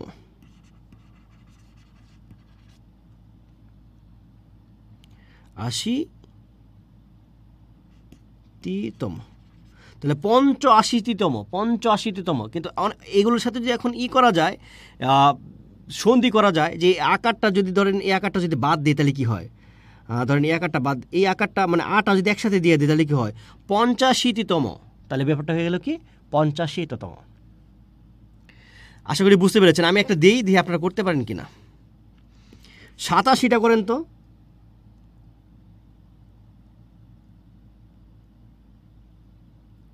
87টা করেন।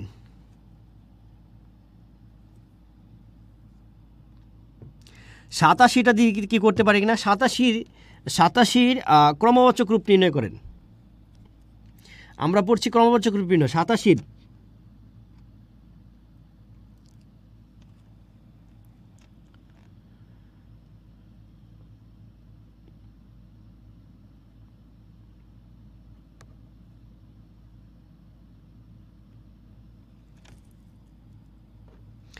87, তাহলে আমাদের প্রথমে সপ্ত নিতে হবে, তাই না?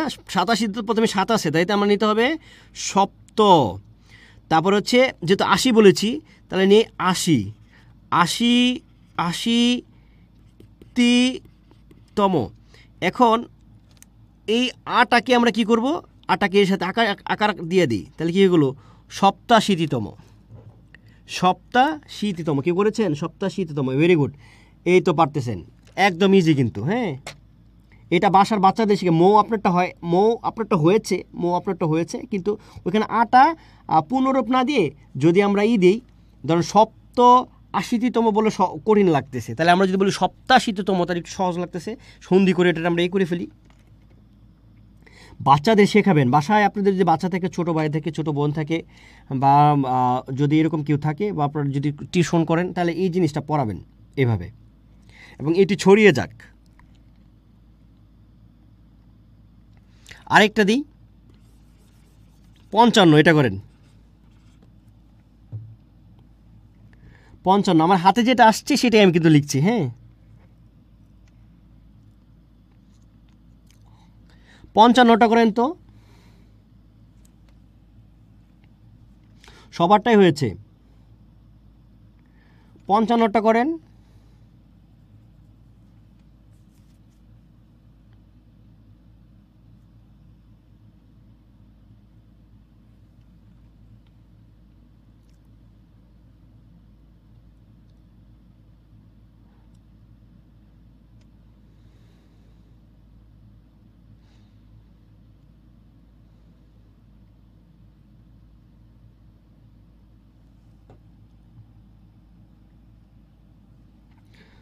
পঞ্চপঞ্চাশত্তম,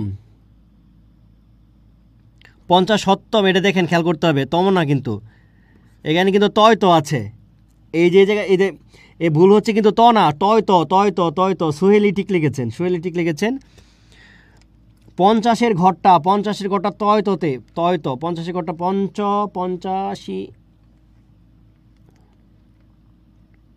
পঞ্চপঞ্চাশত্তম,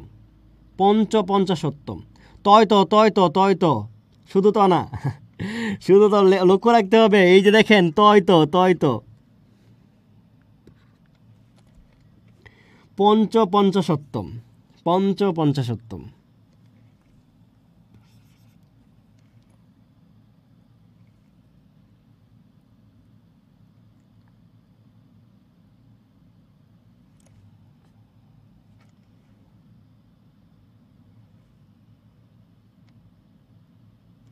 46, এটা করেন।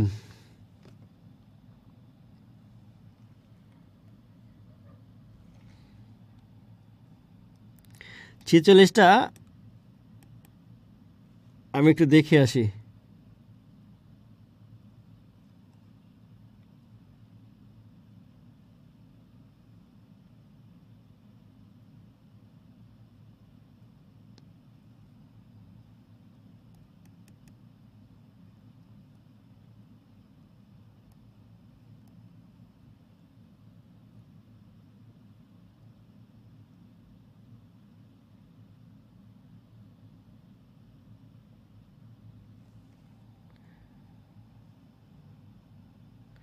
এখানে আরেকটা জিনিস ঢুকবে, ষষ্ঠ, এটা মিসিং দেখে আমি দেখে আসলাম, এটা অবশ্য আপনারা দেখে ফেলছেন কি না। 46, আচ্ছা, আমি নিয়ে এখনো কিছু বলি নাই, নিয়ে আমি এখনো বলি না, নিয়ে আমি এখন বলবো। হ্যাঁ, ষষ্ঠ চত্বরিংশ, হ্যাঁ, ষষ্ঠ, এখানে ষষ্ঠ চত্বরিংশ। ওকে, তাহলে এটা নিয়মটা আমি শিখিয়ে দিয়েছি, এভাবে আপনারা করবেন। একটু কনফিউশন দেখেন,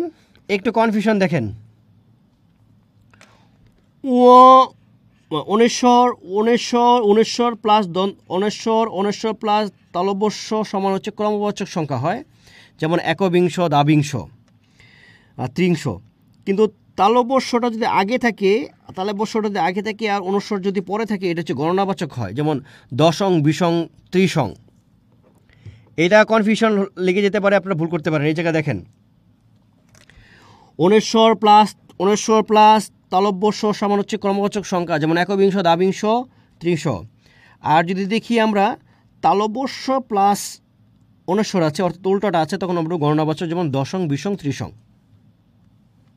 নামতার ক্ষেত্রে কিন্তু আমরা কিন্তু দশং, বিশং, 20 বিশং এই, 10 দশং এই, 30 ত্রিশং এই। অত্যন্ত গুরুত্বপূর্ণ তথ্য একাদশ থেকে অষ্টচত্বারিংশ পর্যন্ত, অর্থাৎ 11 থেকে 48 পর্যন্ত, অষ্টচত্বারিংশ পর্যন্ত ক্রমবাচক শব্দের শেষে তালব্যস্য যুক্ত হয় এবং সংক্ষিপ্ত প্রকাশে তালব্যস্য হয়। যেমন আমি যে বললাম যে 36তম বিসিএস, কি বলেছি?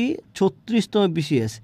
তো এই 36তম বিসিএস তো আমি আসলে ক্রমবাচক রূপ যদি দিয়েছি, তাই না?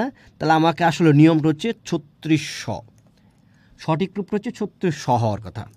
তাহলে এই সযুক্ত হচ্ছে এই একাদশ, দ্বাদশ, তারপরে 3648 পর্যন্ত। তাহলে এই তথ্যটা অনেক গুরুত্বপূর্ণ। একাদশ থেকে অষ্টচত্বারিংশ পর্যন্ত ক্রমবাচক শব্দের শেষে কী হয়? তালব্যস্য হয়, এবং সংক্ষিপ্ত রূপটির শেষে কী হবে? ওই অঙ্কবাচক শব্দটা লিখে তারপর হচ্ছে তালব্যস্য দিতে হবে। যেমন আমি লিখব ধরেন এরকম 33 দিয়ে ছ দিয়ে দেব। অত্যন্ত গুরুত্বপূর্ণ তথ্য হচ্ছে 2, 49তম থেকে 58তম পর্যন্ত, অর্থাৎ 49 থেকে 58 পর্যন্ত, 49 থেকে 58 পর্যন্ত, 49 থেকে 58 পর্যন্ত ক্রমবাচকের তয় তো ম যুক্ত হয়। কি বলা হয়? তয় তো ম যুক্ত হয়। তবে সংক্ষিপ্ত প্রকাশে তয় তো ম না লিখে তম লিখতে হয়। এক কথায় 49 থেকে তম শুরু হয়েছে, 49 থেকে পরে যা আছে সব 49তম। তাহলে আমরা যিনি 49তম, 49 কেন বলছি 49, যিনি 49 বিসিএসে আসবেন, তখন তিনি বলবেন যে আমি 49তম বিসিএস ক্যাডার, বা আমি 50তম বিসিএস ক্যাডার, বা আমি 58তম বিসিএস ক্যাডার, বা আমি 100তম বিসিএস ক্যাডার। তিনি কিন্তু ঠিকই বলবেন, কিন্তু আমাদের বলতে হবে, যেমন আমি হচ্ছে 3600, 3700, 3800, 3900, এরকম 48 পর্যন্ত এই তালব্যস্য দিয়েই লিখতে হবে। বুঝতে পেরেছেন? তাহলে এই তয় তম আছে 49 থেকে 48 পর্যন্ত, কিন্তু তার সংক্ষিপ্ত রূপে আবার তয় তম বসে না, তমই বসে। তাহলে এই জায়গাটা একটু খেয়াল রাখবেন। অত্যন্ত গুরুত্বপূর্ণ তথ্য হচ্ছে 3, 59তম থেকে পরবর্তী সংখ্যাগুলোর শেষে তম যুক্ত হচ্ছে এবং সংক্ষিপ্ত প্রকাশের রূপ হচ্ছে তম। এটা আমি অলরেডি কথা বলে ফেলেছি। তাহলে আপনারা এই জায়গাটা, এই যে এখানে 3টা তথ্য দেওয়া আছে, এই 3টা তথ্য আপনারা এই জায়গাটা কিন্তু আপনার প্রয়োগ এবং অপপ্রয়োগও চলে আসতে পারে। এরকম আসতে পারে যে মেহেদী ধ্রুব, ধরেন আমি যদি প্রশ্ন করি, তাহলে মেহেদী ধ্রুব 36তম বিসিএস শিক্ষা ক্যাডারের একজন সদস্য। তাহলে এটাতে কি ভুল আছে? তাহলে 36তম হবে না, কি হবে? 36শ। আবার যদি কেউ প্রশ্ন আসে যে আপনি 50তম বিসিএসে প্রশাসন ক্যাডার হবেন, তাহলে সেখানে 50শ হবে না, সেখানে 50তমই হবে। তাহলে তমটা শুরু হয়েছে কত থেকে? তমটা শুরু হয়েছে 49 থেকে। 49 থেকে পরে যা আসে সব হচ্ছে তম। বিশেষ দ্রষ্টব্য, পয়লা ডাক। পয়লা ডাক তারিখবাচক শব্দ নয়, ক্রমবাচক শব্দ। পয়লা ডাক মানে হচ্ছে প্রথম ডাক। নিলামে যে ডাকে পয়লা ডাক, ধরুন পয়লা ডাক 5000 থেকে শুরু হলো, প্রথম যে ডাকটা দেয় ভিত্তি মূল্য, সেটা হচ্ছে পয়লা ডাক। তা সেই পয়লা ডাকটা, যেমন পয়লা নভেম্বর, পয়লা ডিসেম্বর বললে সেটা তারিখবাচক, কিন্তু পয়লা ডাক যখন যুক্ত হয় তখন সেটি কিন্তু আবার আপনার ক্রমবাচক সংখ্যা। সেটা কিন্তু এই পয়লা মানে হচ্ছে প্রথম, এই পয়লা মানে হচ্ছে কি? প্রথম ডাক। তো এই জায়গাটা যেন কনফিউশন না হয় সেটা। এখন হচ্ছে আমরা চলে যাচ্ছি যে উনো দিয়ে যেগুলো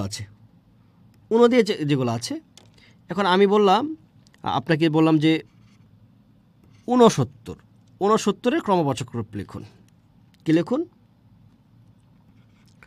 69। তাহলে আমি মানে হচ্ছে বলেছি, মানে লিখব, আমি লিখলাম আর 70-এর কি? 70-এর কি ছিল? 70 ছিল সপ্ততিতম, না? সপ্ততি তম, এই তো শেষ। 69তম। আমি বললাম 59টা অনেক ইজি, আমি বললাম 79। এটার কমবাচক রূপ লেখেন, তাহলে যেহেতু এক কম আছে তাহলে আপনি 59 দেন, 59 দিলেন, আর ওই 80 রূপটা লিখে দেন। 80 কি ছিল? 80তম। কিন্তু 99-এর ক্ষেত্রে আবার 99-এর ক্ষেত্রে আবার 100 না, তো ওটা কি 100? ওটা হচ্ছে 99। তাহলে ওখানে বসবে নব, ওখানে কি বসবে? নব। নব বসলে হয়ে যাবে। এই হলো আমার 100 পর্যন্ত মোটামুটি সংখ্যা হয়ে গেছে। তাহলে এই যে 59টা কি বুঝতে পেরেছেন? 59টা বুঝতে পেরেছেন? 59টা একটু কমেন্ট করুন প্লিজ। 59টা বুঝতে পেরেছেন কিনা? তারিখ বাছাইকে চলে যাচ্ছি। 59টা বুঝতে পেরেছেন? ভাইয়া আপুরা বুঝতে পেরেছেন? প্রিয় শিক্ষার্থীবৃন্দ বুঝতে পেরেছেন? এই যে কামরুল হাসান শুভ 99টা অলরেডি লিখে ফেলেছেন, 99তম। দেখছেন কত স্মার্ট এবং advance. Thank you very much. Okay, তাহলে আমরা তারিখবাচক শব্দ চলে যাচ্ছি। তারিখবাচক বাংলা তারিখবাচক শব্দ হচ্ছে 32টি। কয়টি? 32টা। এটা বাংলা একাডেমি অভিধানে আছে, ব্যাকরণে আছে। কিন্তু আমাদের বাংলাদেশে হচ্ছে 31টি, কারণ বাংলাদেশে কিন্তু 32-এ কোনো বাংলা মাস নেই, কিন্তু ইন্ডিয়াতে সেটি ইংরেজির মতো তারা ওই একটি অধিবর্ষ হিসেবে গণনা করে 4 বছর পর পর 32 একটা মাস আসে। তাহলে বাংলা ভাষায় বা বাংলা তারিখবাচক হচ্ছে 32টি, কিন্তু বাংলাদেশে ব্যবহৃত হয় 31টি। এটা পরীক্ষা আসতে পারে। অত্যন্ত গুরুত্বপূর্ণ তথ্য হচ্ছে 2, বাংলা ভাষায় ব্যবহৃত তারিখবাচক শব্দগুলোর প্রথম 1 থেকে 4 পর্যন্ত হচ্ছে হিন্দি। পয়লা, দোসরা, তেসরা, চৌঠা হচ্ছে হিন্দি নিয়মে হয়, বাকিগুলো বাংলার নিজস্ব নিয়মে হয়। তাহলে এটা অনেক গুরুত্বপূর্ণ। অত্যন্ত গুরুত্বপূর্ণ তথ্য হচ্ছে 3, তারিখবাচক শব্দের 28টি বাংলার নিজস্ব নিয়মে হয়। 28টি বাংলার নিজস্ব নিয়মে হয়, বাকিগুলো কি হয়? আর বাকি যে 4টা, সেই 4টা হচ্ছে হিন্দি নিয়ম হচ্ছে। অত্যন্ত গুরুত্বপূর্ণ তথ্য হচ্ছে 4, 14টি তারিখবাচক শব্দের সঙ্গে রস্বই বসে শেষে, মানে ই প্রত্যয় বসে আর কি শেষে, 5 থেকে 18 পর্যন্ত। 5 থেকে 18 পর্যন্ত এই যে 14টি আছে, 5 থেকে যে 18 পর্যন্ত, সেই 18 পর্যন্ত কি বসে? ই বসে। তার মানে কি? 5 ই, তারপরে কি হবে তাহলে? 6 ই, 7 ই, 8 ই, 9 ই, 10 ই, 11 ই, 12 ই, 13 ই, 14 ই, 15 ই, 16 ই, 17 ই, 18 ই, কিন্তু 19 আবার ই না, 19 এ, ওখানে কি বসে? এ। অত্যন্ত গুরুত্বপূর্ণ তথ্য হচ্ছে 5, 14টিতে আবার কি বসে? 14টিতে আবার একার বসে। কি বসে? একার বসে। অর্থাৎ 19 থেকে 32 পর্যন্ত, 19 থেকে 32 পর্যন্ত, 19 থেকে 32 হতে একার বসে। যেমন আমি বললাম 19, তাহলে 19-এর সাথে একার যোগ করে কী হবে? 19-এ। আমি বললাম 20, তাহলে 20-এর সাথে একার যোগ করে কী হবে? 20-এ। আমি বললাম 32, একার যোগ করে কী হবে? 32-এ। তাহলে আমরা দেখলাম 19 থেকে 32 পর্যন্ত কী যোগ হচ্ছে? একার যোগ হচ্ছে। তারপরে আমরা কি দেখলাম? যে 5 থেকে 18 পর্যন্ত কী যুক্ত হচ্ছে? ই যুক্ত হচ্ছে। আর হচ্ছে এই 1 থেকে 4 পর্যন্ত আবার পহলাতে লা, মানে এটি হিন্দি নিয়ম আর কি। 4 রকমের, 4 রকমের, 4 রকমের না, 200 300-এর মধ্যে মিল আছে রারা, আর বাকিটা আর 2টা আলাদা। এটা কি বোঝা গেল? এটা স্ক্রিনশট দিয়ে রাখেন, ব্যাক করে রাখেন, তথ্যটা ইম্পর্টেন্ট, খুবই ইম্পর্টেন্ট। প্রচলিত ভুল আজকের ক্লাসটা এখন পর্যন্ত যারা করছেন, এতক্ষণ পর্যন্ত যা শিখেছেন জানি না কতটুকু শেখাতে পারছি, তবে এখন একটা জিনিস, খুব গুরুত্বপূর্ণ একটা জিনিস শেখাচ্ছি, খুবই গুরুত্বপূর্ণ একটা জিনিস শেখাচ্ছি, এবং সেটা আপনাদের প্রয়োগ এবং অপপ্রয়োগের কাজে লাগবে। কি লাগবে? প্রয়োগ এবং অপপ্রয়োগ। আপনারা এই যে সামনে ফেব্রুয়ারি মাস কবে, এটা তো নভেম্বর চলে আসছে, মেবি না আসে নেই, সামনে মাস নভেম্বর, ডিসেম্বর, জানুয়ারি, এই তো 3 মাস পরেই হচ্ছে ফেব্রুয়ারি চলে আসবে, তাই না? সেখানে দেখবেন যে 21শে ফেব্রুয়ারি, কী বলা আছে? 21শে ফেব্রুয়ারি। 21শে ফেব্রুয়ারি পালন করছি আমরা। প্রথম কথা হচ্ছে ভাষার প্রতি এত প্রেম, সেটি আমরা ইংরেজি তারিখ দিয়ে আমরা করছি, পালন করছি। ওকে, ঠিক আছে, এখানে যুক্তি হলো যে আমাদের দৈনন্দিন জীবনে আমরা ইংরেজি ব্যবহার করি, এই কারণে আমরা এটা করছি। ওকে, ঠিক আছে, মানলাম। বা 21 তারিখে কর্মসূচি দেওয়া ছিল, ওই অনুযায়ী ইংরেজি তারিখ অনুযায়ী কর্মসূচি দেওয়া ছিল, সে আলোকে 21শে ফেব্রুয়ারি। ওকে, ঠিক আছে, এটাও মানা গেল। কিন্তু সেই 21শে এইগুলো এইভাবে কেন লিখলাম আমি ভাই? 21শে বানানটা আমরা ভুল লিখছি। তাহলে আমার ভাষার প্রতি কিসের প্রেম? আমি আমার কর্মজীবনের শুরু করেছিলাম একটা বেসরকারি কলেজে। পোলক আছে কিনা জানি না, পোলক আমার ছাত্র ওই কলেজের। পোলক হচ্ছে রুয়েটে পড়ে। তো পোলক ক্লাসে কি আছো? থাকলে একটা দাও, পোলক ক্লাসে আছো? আচ্ছা, মনোয়ার অনু এবং উনি একটা কথা বলেছেন। দেখেন, আমি যখন বলবো 19, যখন আমি বলবো 19, এটা আমি বানানে পড়িয়েছিলাম। যখন 19 বলেছি তখন হচ্ছে রস্বকার, এবং এটা হচ্ছে তদ্ভবরূপ। কীরূপ? তদ্ভবরূপ। মনোয়ার, আপনি কি শুনতে পাচ্ছেন আমার কথা? আর যখন আমি বলবো ঊনবিংশ, যখন বলবো তখন সেটা কিন্তু তৎসমরূপ। তাহলে ক্রমবাচকগুলো কীরূপ? তৎসমরূপ। এটা একটা পরীক্ষা আসতে পারে। ক্রমবাচকগুলো হচ্ছে কীরূপ? তৎসমরূপ। আর হচ্ছে গণনাবাচক হচ্ছে তৎসমরূপ নয়, এটা হচ্ছে কি? তদ্ভবরূপ। তাহলে যখন 19 বলছি তখন হচ্ছে রস্বকার, কিন্তু যখন ঊনবিংশ যখন বলেছি তখন সেটি কিন্তু হয়ে যাচ্ছে কি? দীর্ঘকার হয়ে যাচ্ছে। আর এই অনুটা হচ্ছে এখানে দীর্ঘকার দিয়ে হবে। আচ্ছা, ওই যেটা বলছিলাম, ওই কলেজে ফেব্রুয়ারি নিয়ে খুব লম্বা লম্বা বক্তব্য দিচ্ছে, কিন্তু আবার তাদের বাচ্চাদেরকে ইংলিশ মিডিয়ামের স্কুলে পড়াচ্ছে, ইংলিশ ভার্সনে না, ইংলিশ মিডিয়ামে পড়াচ্ছে। তখন আমি অনেক টিচার সেখানে আমি লাস্টে দিয়ে বলছিলাম যে আমার কথা আছে। এটা আমার চাকরি জীবনের শুরুতে, তখন আমার রক্ত খুবই গরম থাকতো এবং পড়াশোনার লেভেল মনে হয় এখনের চেয়ে ভালো ছিল, তখন অনেক শার্প ছিল। তখন আমি বললাম আমার কিছু কথা আছে। গিয়ে আমি একেবারে ধুয়ে দিয়েছিলাম যে আপনারা যে বলছেন, আপনারা না, মানে যে আমরা এগুলো বলছি, কিন্তু এই যে আমি কেন এই মিথ্যা বক্তব্যগুলো দিচ্ছি? আমরা নিজেরাই এত এক মাস ভাষাপ্রেম বা একদিন ভাষাপ্রেম দেখাচ্ছি, নিজেরাই কিন্তু আমরা করছি। মানে এই যে ডবল স্ট্যান্ডার্ড যে ব্যাপারটা, সেটার কথা অনেক বলেছিলাম। আচ্ছা যাক, ওইটার কথা মনে পড়ে গেল। তো সেখানেও কিন্তু এরকম এই যে 21 বানানটা কিন্তু ভুল থাকে। কেন ভুল থাকে দেখেন, 21, তাই না? এর সাথে আবার কি দিলাম? সে দিলাম। 21 যদি আমি বানান করে লিখি তাহলে কি হলো? 21। সাথে কি যোগ করে লিখি তাহলে কি হলো? 21 তার মানে কি 2100 হয়ে গেল। তাহলে এটা কিছু হলো? তাহলে 21 লিখে সে দেয়া যাবে না, 22 লিখে সে দেয়া যাবে না, 23 লিখে সে দেয়া যাবে না, এরকম 19 লিখে সে দেয়া যাবে না। এইটা পূর্ণাঙ্গ রূপ লিখতে হবে। যদি দেই তাহলে সেটা কি হয়ে যাবে? একেবারেই কিন্তু ভুল হয়ে যাবে। কারণ এই 21 মানে এর মধ্যে কি আছে? এর মধ্যে 21 আছে, সাথে আবার আপনি সে দিয়েছেন, তাহলে এটা কি হলো? 2100 হয়ে গেছে। 2100 হয়ে গেছে, অর্থাৎ দেখছেন মারাত্মক ভুল। তো আপনি দিলেন এরকম 19, এরকম দিলেন। এই 19 মানে কি? 19, সাথে আবার কি আছে? সে, তাহলে কি হলো? 1900 হয়ে গেল। তাহলে 21 ফেব্রুয়ারি বানান অবশ্যই বানান কি লিখতে হবে? এভাবে লিখতে হবে, 21। তারপর কি লিখতে হবে? 22, এরকম লিখতে হবে। এই যে 22শে শ্রাবণ নামে একটা মুভি আছে, খুব বিখ্যাত মুভি। তো 22শে শ্রাবণ আপনি অনেক সময় সার্চ করে দেখতে পারেন, ইউটিউব টিপে নানান জায়গায় এভাবেও আছে। এভাবে দিলে মানে কি হচ্ছে? 2200 হয়ে গেছে আর কি, ভুল। তাহলে এইভাবে লেখা যাবে না। সো এই তথ্যটিকে আমরা প্রতিহত করব আমাদের যার যার জায়গা থেকে। এই জায়গাটা যেন ভুল না হয়। হ্যাঁ, এই জায়গাটা কি ভুল হবে না? 21ও লেখা যাবে না। 21 লেখলে কি হবে দেখেন, 21 দিয়ে এ দিলে কি হয় দেখি মিলে কি না? 21 তো হচ্ছে 21, তারপর হচ্ছে কি এ না, মিনিংফুল যদি হয় তবে এরকম না লেখাই উত্তম। এবার না লেখাই উত্তম, যদিও এটা বাহুল্য, ওইভাবে দোষ হয় না। এটা লেখা উচিত ডিরেক্টলি 21, পুরোটা লেখা উচিত। ওকে, আমরা সংখ্যাবাচক শব্দের রূপ ভেদগুলো আমরা এখন একটু দেখব।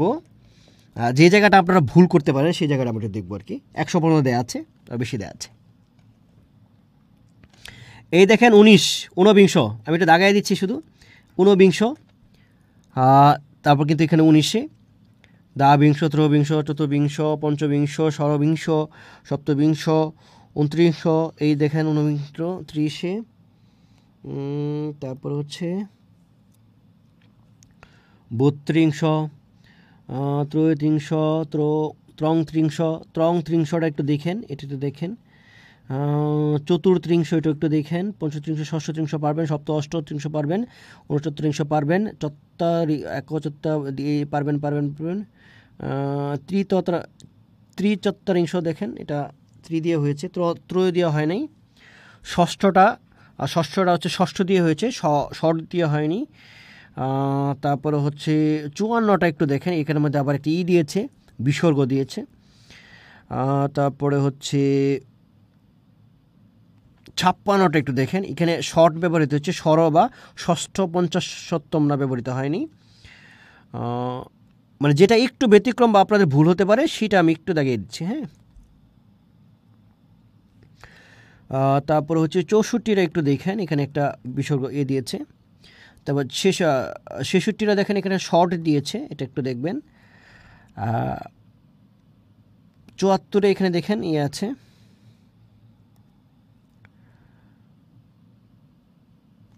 79 দেখেন, এই আশিরগুলো কিন্তু এই আশির যে আটা কিন্তু পূর্ণাঙ্গ রূপ হচ্ছে না। এটুকু একটু লক্ষ্য, আশির যে ঘরগুলো আছে, আশির ঘরে আটা কিন্তু পূর্ণাঙ্গ রূপ হচ্ছে না। দেখেন এই যে 79তম, 81, এই যে 82টা একটু দেখেন, 82 এখানে কিন্তু দাও না দিও না, দ হয়েছে। 83টা একটা দেখেন, ত্রিও না ত্রো না, এখানে হচ্ছে ত্র। এখানে আবার চতুর্শীতম, এখানে আবার বিসর্গ না দিয়ে দিয়েছে। 86টা একটু দেখেন, এখানে আবার স্বর দিয়েছে। এখানে আবার অষ্ট দেয় নাই, অষ্টা দিয়েছে, এটা একটু দেখবেন। তারপর হচ্ছে 92টা একটু দেখেন, এখানে দিয়েছে দি। 93 দিয়েছে ত্রি। চতুর দিয়েছে এখানে আবার এখানে আবার দিয়েছে রেভ দিয়ে লিখেছে। 96টা একটু দেখবেন, এখানে স্বর্ণ ব্যবহৃত হয়েছে।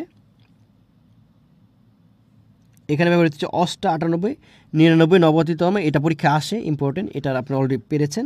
21 হচ্ছে শততম, সংক্ষিপ্ত রূপ তো দেওয়া আছে। তারপর হচ্ছে 200 হচ্ছে দ্বিশততম, এটা ইম্পর্টেন্ট। 1000 বা সহস্র হচ্ছে ষষ্ঠতম, আর হচ্ছে 2000 হচ্ছে দ্বিসহস্রতম। এই হচ্ছে মোটামুটি আমি 100 পর্যন্ত বইয়ে হায়াত মাহমুদের বই আছে, সেখান থেকে নিয়েছি, আর অন্য অনেক বই এগুলি নেই।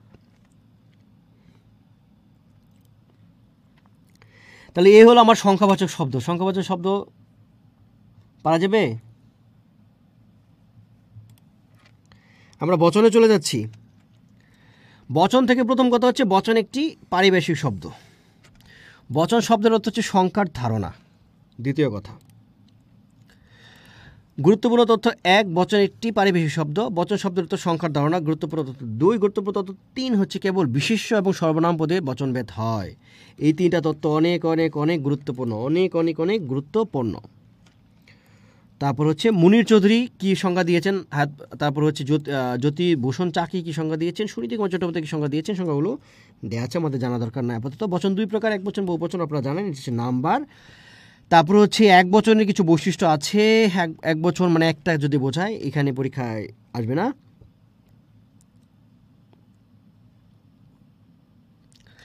তারপর একটু দেখে নিতে পারেন, এক বচন দ্বারা একক ব্যক্তি বা বস্তুকে বোঝায়, যেমন এক আসলাম, একটি মোবাইল।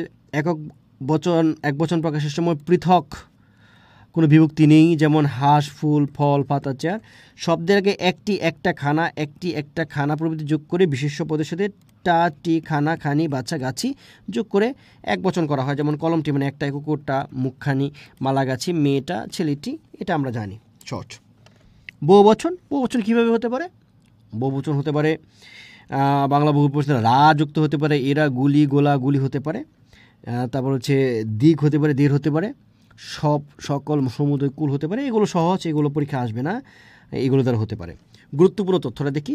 সমষ্টিবোধক শব্দগুলোর অধিকাংশই তৎসম। এই যে সমষ্টিবোধক যেগুলো বলেছি, নিকর, মালা, আবলি, পাল, রাশি, রাজি, এগুলো কি তৎসম। তারপর হচ্ছে বহুবচনের নিয়ম মেনে চলা, যেমন রা, এরা, গোলা, গুলি ইত্যাদি বহুবচন শব্দ প্রত্যয় এক বচনের সঙ্গে যুক্ত হয়ে বহুবচন প্রকাশ করে, যেমন বালকেরা, মেয়েরা, ছেলেরা। তারপর হচ্ছে কুমড়াগুলো, কাকগুলো, আমগুলো। উন্নত প্রাণীজীব শব্দের সঙ্গে রা বিভক্তি যুক্ত হয়, যেমন শ্রমিকেরা, এটা আপনারা জানেন, শিক্ষক এটা পড়েছেন। মনে রাখতে হবে রা এরা একই অর্থ বোঝাইলেও রা এবং এরা ব্যবহারের নিয়ম আছে। কী নিয়ম আছে? স্বরান্ত শব্দের শেষে রা বসে। স্বরান্ত মানে কি? শব্দের শেষে যদি স্বরধ্বনি থাকে, যেমন ছেলে, কি বলেছি? ছেলে, শেষে কি আছে? এ। শেষে যদি আকার ওকার থাকে তার পরিবর্তে হচ্ছে রা বসবে। একার, এই যে একার আছে, এই জন্য বলছে ছেলেরা, মেয়েরা। কিন্তু সেটা যদি স্বরান্ত না হয়ে যদি অন্য কিছু হয়, তখন কিন্তু এরা বসবে। ধরেন বালক, শব্দটা কি? বালক। এই বালকের শেষে কি আছে? বালকের শেষে কিন্তু ব্যঞ্জনবর্ণ আছে, তাহলে এর সাথে কি বসবে? এরা বসবে। আমি কিন্তু বালকরা বললে ভুল হবে। বললাম বালকরা মাঠে খেলা করছে, ভুল হবে, এটা মারাত্মক ভুল। বালকরা না, এটা কি হবে? বালকেরা। তাহলে আমরা দেখতে পাচ্ছি যদি কোনো শব্দের শেষে আকার ওকার থাকে, মানে একার থাকে, বা সেখানে আমরা আকার ব্যবহার করব। যেমন এখানে ধরেন ই ছিল, কি বলে? মেয়েতে একার ছিল, এই জন্য মেয়েরা। ঠিক আছে? কিন্তু আমি যখন এখানে লিখলাম বালক লিখলাম, তখন বালকে কিন্তু একার নাই বলে একার কিন্তু আনতে হবে। এই জন্য কী বলতে হবে? বালকরা বললে ভুল হবে, কী দিতে হবে? বালকেরা। যেমন পুরুষ, শেষে কি আছে? ব্যঞ্জনান্ত মূর্ধন্য আছে, তাহলে এখানে কি? পুরুষেরা, একটা এর আনতে হবে। বললাম মানুষরা বললে ভুল হবে, বলতে হবে মানুষেরা। পুরুষরা বললে ভুল হবে, বলতে হবে পুরুষেরা। বালকরা বললে ভুল হবে, বলতে হবে কি? বালকেরা। বুঝতে পেরেছেন? তাহলে শেষে যদি ব্যঞ্জন বর্ণ থাকে তাহলে এরা যুক্ত হবে, আর যদি এ আগে থেকেই থাকে, যেমন ছেলে মেয়ে, তাহলে শুধুখানি এরা যোগ করে দেব। তবে কবিতায় বা অন্যান্য প্রয়োজনীয় প্রাণী অপরাজীব শব্দে এরা ইচ্ছামতো হতে পারে, যেমন পাখিরা কবিতার ক্ষেত্রে, অর্থাৎ কবিরা এখানে স্বাধীন, কবিদের ক্ষেত্রে আর কিছু ধরা যাবে না। গোলাগুলি, এই তিনটি বদ্ধমূল। গোলা হচ্ছে আঞ্চলিক অর্থে ব্যবহৃত হয়, গোলা আর গুলি আর গুলো হচ্ছে মান প্রচলিত ব্যবহৃত হয়। এগুলো সহজ, এগুলো পড়া দরকার নাই। বহুবচন শব্দের ক্ষেত্রে আর কি নিয়ম মেনে চলে? উন্নত প্রাণীবাচকের ক্ষেত্রে কি বলছে? যেমন গণ হচ্ছে উন্নত প্রাণীবাচক, বৃন্দ উন্নত প্রাণী বলতে মানুষকে বোঝাচ্ছে আর কি, মণ্ডলী, তারপরে হচ্ছে বর্গ। যদিও মণ্ডলী কিন্তু অপ্রাণীবাচক ক্ষেত্রেও ব্যবহৃত হতে পারে, সেটা আমরা দেখব। শব্দের শেষে অনেক, সব ইত্যাদি ব্যবহৃত হতে পারে, সব কথা শুনতে নেই, এগুলো সহজ পারা যাবে। ইতর প্রাণীবাচক শেষে, ইতর হচ্ছে মানুষ ছাড়া আর কি, সমূহ, এরা, পাল, কুল এগুলো ব্যবহৃত হয়, যেমন গরুগুলো, পাখিরা। বস্তুবাচক শব্দ শেষে কি বসে? সকল, সমূহ, গুচ্ছ, মালামালি, পুঞ্জ এগুলো দেওয়া আছে, পারা যাবে। সংখ্যা বা পরিমাণ বুঝাইতে অজস্র, ব্যাপকগুলো বোঝায়, এগুলো পারা যাবে, কঠিন কিছু না। তারপর হচ্ছে সংখ্যাবাচক যদি আগে বসায় 7 সমুদ্র 13 নদী, বহুবচন হয়ে যাবে। তারপর হচ্ছে সর্বনাম পদ যদি দুইবার ব্যবহার করি, তারপর হয়ে যাবে কেউ, তার কোনো। তারপরে হচ্ছে বিশেষ্য পদকে পরপর যদি দুইবার ব্যবহার করি, যেমন ঘরে, তারপর হচ্ছে যেমন ডালে, বনে, দলে দুইবার ব্যবহার করলে কী হয়ে যাচ্ছে? বহুবচন হয়ে যাচ্ছে। তারপর হচ্ছে জাতিবাচক শব্দের এক বচনে বহুবচন হয়। জাতিবাচক, যেমন মাছ পানিতে থাকে, মাছ কোথায় থাকে? পানিতে থাকে। মাছেরা পানিতে থাকলে বলা যাবে না, মাছেরা পানিতে থাকলে ভুল হবে। বনে হরিণ থাকে, বনে সব হরিণ থাকে বা হরিণেরা থাকলে বলা যাবে না, হনে থাকে। তাহলে জাতিবাচক বুঝাইলে সেখানে এক বচন দিয়েই কী বোঝাবে? বহুবচন বোঝাবে। তারপর হচ্ছে বিশেষণ পদ যদি পরপর ব্যবহৃত হয় তাহলে বহুবচন হতে পারে, যেমন বড়, তারপর হচ্ছে নরম খাবার, বেশি কাজ, হারি সন্দেশ, কারি টাকা, বড় মাঠ, লাল ফুল, এগুলো সহজ আপনারা পারবেন। এগুলো নির্ধারক বিশেষণ বলা হয় এগুলোকে। তারপরে হচ্ছে সমষ্টিবাচক বিশেষ্য পদে বহুবচন হয়, সেনাদল, সভা, লিচুর থোকা। তারপর হচ্ছে নিম্নলিখিত শব্দ বা শব্দাংশ এক বচনের সঙ্গে যুক্ত করে বহুবচন করা হয়, যেমন আবলি অপ্রাণীবাচকে হতে পারে, পদাবলী, রচনাবলী, উচ্চয় হতে পারে, প্রাণী এবং অপ্রাণিত হতে পারে। প্রাণী মানে এখানে দীর্ঘিকার হবে। শিল্পোচ্চয়, পুষ্পোচ্চয়। কুল হতে পারে প্রাণীবাচকে জীবকুল, প্রাণীকুল। তারপর হচ্ছে গণ হতে পারে প্রাণীবাচকে মানুষগণ। গুচ্ছ হতে পারে অপ্রাণীবাচকে যেমন কেশগুচ্ছ, পুষ্পগুচ্ছ। গ্রাম হতে পারে অপ্রাণীবাচকে যেমন গুণগ্রাম। তারপর হচ্ছে অচয় হতে পারে প্রাণী এবং অপ্রাণী দুটোতেই হতে পারে। যেমন হচ্ছে বন্ধুচয়, পুষ্পচয়। জাল হতে পারে, অপ্রাণী হচ্ছে যে বিপদ জাল, শরৎজাল। দল হতে পারে প্রাণী এবং অপ্রাণী দুটাতেই, যেমন সৈন্যদল, করাত দল, শ্রমিক দল। দাম হতে পারে যেমন শৈবাল দাম, পুষ্পদাম, সেটা অপ্রাণীবাচক। নিকর হতে পারে অপ্রাণীবাচক, যেমন কমল, নিকর। নিচয় হতে পারে প্রাণী অপ্রাণী দুইটাতেই হতে পারে, যেমন পুষ্প এটা তো নিচয় না, পুষ্পচয়, এটা শুধু চয় হবে, হ্যাঁ, পুষ্পচয়। তারপরে হচ্ছে পাল হতে পারে প্রাণী দুপানি দুইটাই হতে পারে, যেমন পঙ্গপাল, মৃগপাল, মেষপাল, ছাগপাল। তারপরে পুঞ্জ হতে পারে প্রাণী অপ্রাণী দুইটাই হতে পারে, কবিকুঞ্জ, লেখককুঞ্জ, মেঘপুঞ্জ। বৃন্দ প্রাণী অপ্রাণী দুইটাই হতে পারে, যেমন প্রজাবৃন্দ, লেখকবৃন্দ, কবিবৃন্দ।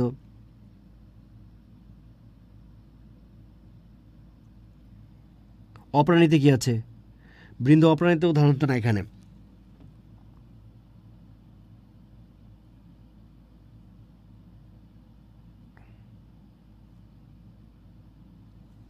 এখানে শুধু প্রাণীই হবে, বৃন্দর মধ্যে অপ্রাণী কি হয়? হয় না।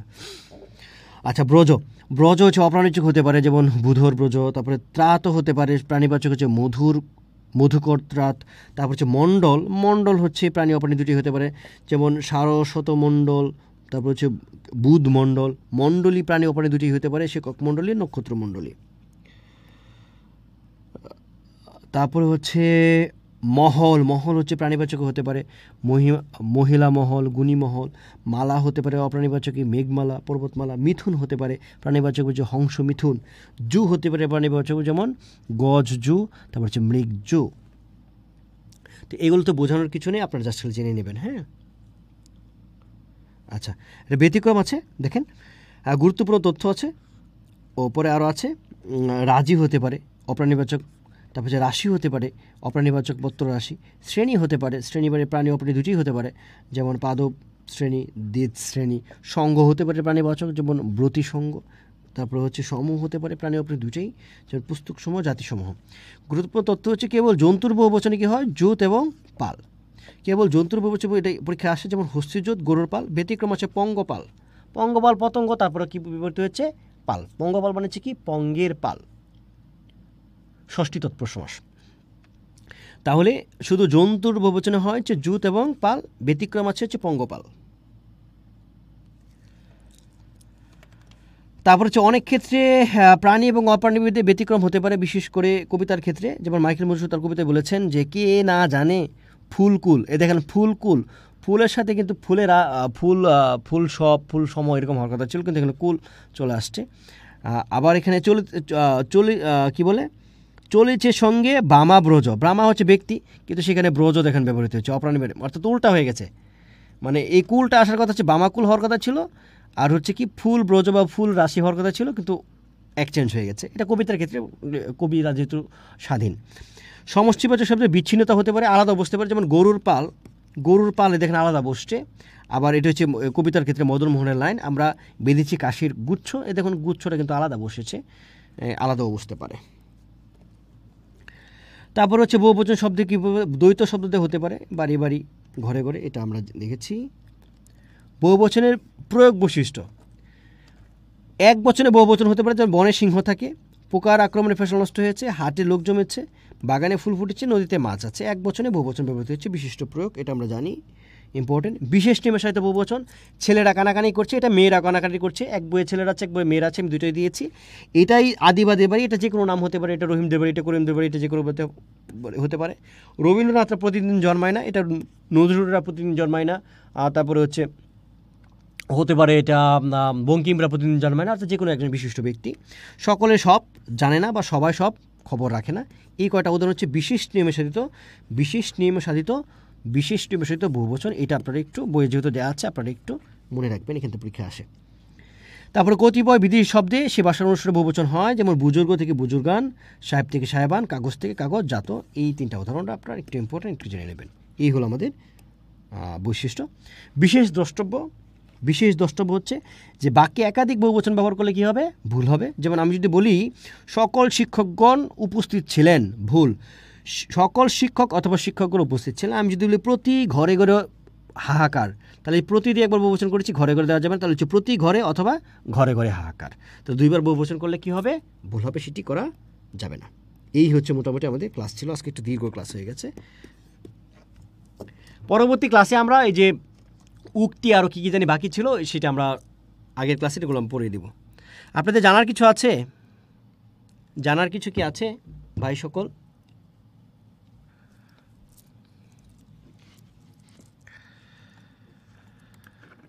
জানার কিছু আছে কি?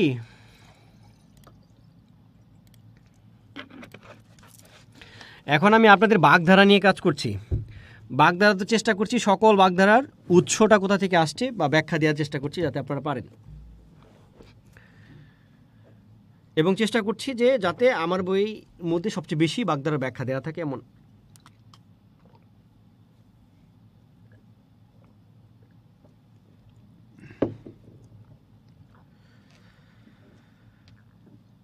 অনেক লম্বা ক্লাস। কজন আছে? অনেকে আছে, 85 জন। যাক, আপনারা যে 85 জন আছেন এতে আমি খুশি অনেক। হ্যাঁ, কারণ আজকে ক্লাসে দেখেন আসলে বোঝানোর জায়গায় কিছু ছিল, যেমন দ্বিরুক্ত শব্দ এই জায়গায় ঝামেলা ছিল, কারণ ঝামেলা আমি তো সৃষ্টি করিনি, সৃষ্টি করছে আমাদের বাংলাদেশের এডুকেশন সিস্টেম। এই প্রবলেম আমার এডুকেশনের প্রবলেম, সিস্টেমের প্রবলেম, আমাদের মেথডে প্রবলেম, মেথডোলজিতে প্রবলেম, আমাদের প্যাডাগজিতে প্রবলেম, যেগুলি বলি অ্যান্ড্রাগজিতে বলি, এগুলোতে প্রবলেম। আমার করার কিছু নেই, আমি শুধু সেই প্রবলেম থেকে আপনাদের একটু সলভ করার চেষ্টা করেছি। আর হচ্ছে সংখ্যাবাচক শব্দতে আশা করি আপনাদের কোনো প্রবলেম হয়নি এটা, এবং দ্বিরুক্ত শব্দ তো প্রবলেম হওয়ার কিছু নেই। তো এই হলো মোটামুটি ক্লাস ছিল। আপনাদের জানার কিছু কি আছে? মারুফ বলেছেন এই পড়াগুলো কোন বই থেকে পড়লে ভালো হবে? এইটা হচ্ছে সকল বই থেকে মিলিয়ে, মানে কোনো বই না, মানে পূর্ণাঙ্গ না, কোনো বই পূর্ণাঙ্গ না, যেই বই থেকেই পড়লেই ওইখান থেকে কমন চলে আসতে পারে। আমাদের দেখতে হবে সকল বই থেকে নিয়ে এবং ভুল ত্রুটিগুলো সংশোধন করে নিতে হবে। এখন যেহেতু আমি বই লিখছি, আমি তো ধরেন কি দই বিক্রেতা তো তার বইতে টক বলে না, তা আমি আমার বইতে টক বলবো না।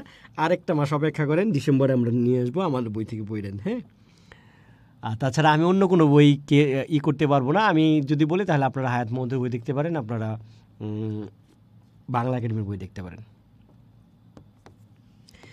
ওকে, ক্লাস শেষ করছি। হ্যাঁ, আপনাদের মনে হয় আর কোনো কথা মনে হয় নাই বা জানারও কিছু নাই? আচ্ছা, আবারও কেউ জিজ্ঞেস করছেন আমার জেলার নাম। আমার জেলা হচ্ছে গাজীপুর, আমার জেলা গাজীপুর। আমার পোস্টিং হচ্ছে কুমিল্লা ভিক্টোরিয়া সরকারি কলেজে।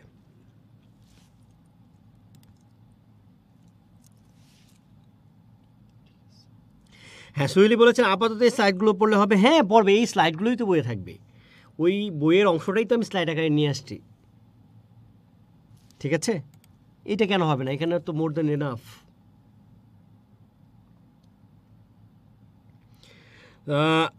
তাড়াতাড়ি বই আনার চেষ্টা আমি করছি। আমি আসলে সত্যিকার অর্থে অনেক বেশি কাজ করছি। হ্যাঁ, আচ্ছা, ফাতেমা বলেছেন কোন শব্দগুলো? ফাতেমা, এই যে বললাম না, এই যে গুচ্ছ, নিকট, দাম, এই যে বহুবচনের জন্য যে শব্দগুলো আমরা যোগ করি, এগুলো হচ্ছে ম্যাক্সিমামই হচ্ছে কি তৎসম শব্দ। যদিও মানে এটা আমি বলার জন্য বলেছি, এটা পরীক্ষায় আসে না বা পরীক্ষায় আসবে না। ওকে, জানার মনে কিছু নেই, শেষ করছি ক্লাস। হ্যাঁ, সবাই অনেক ভালো থাকবেন, আগামী ক্লাসে দেখা হবে। আপনারা পড়াশোনা করুন, ততদিন পর্যন্ত আপনাদের সময় আনন্দে কাটুক, সুস্থ থাকুন, পড়াশোনা করুন, পরিশ্রম করুন। হ্যাঁ।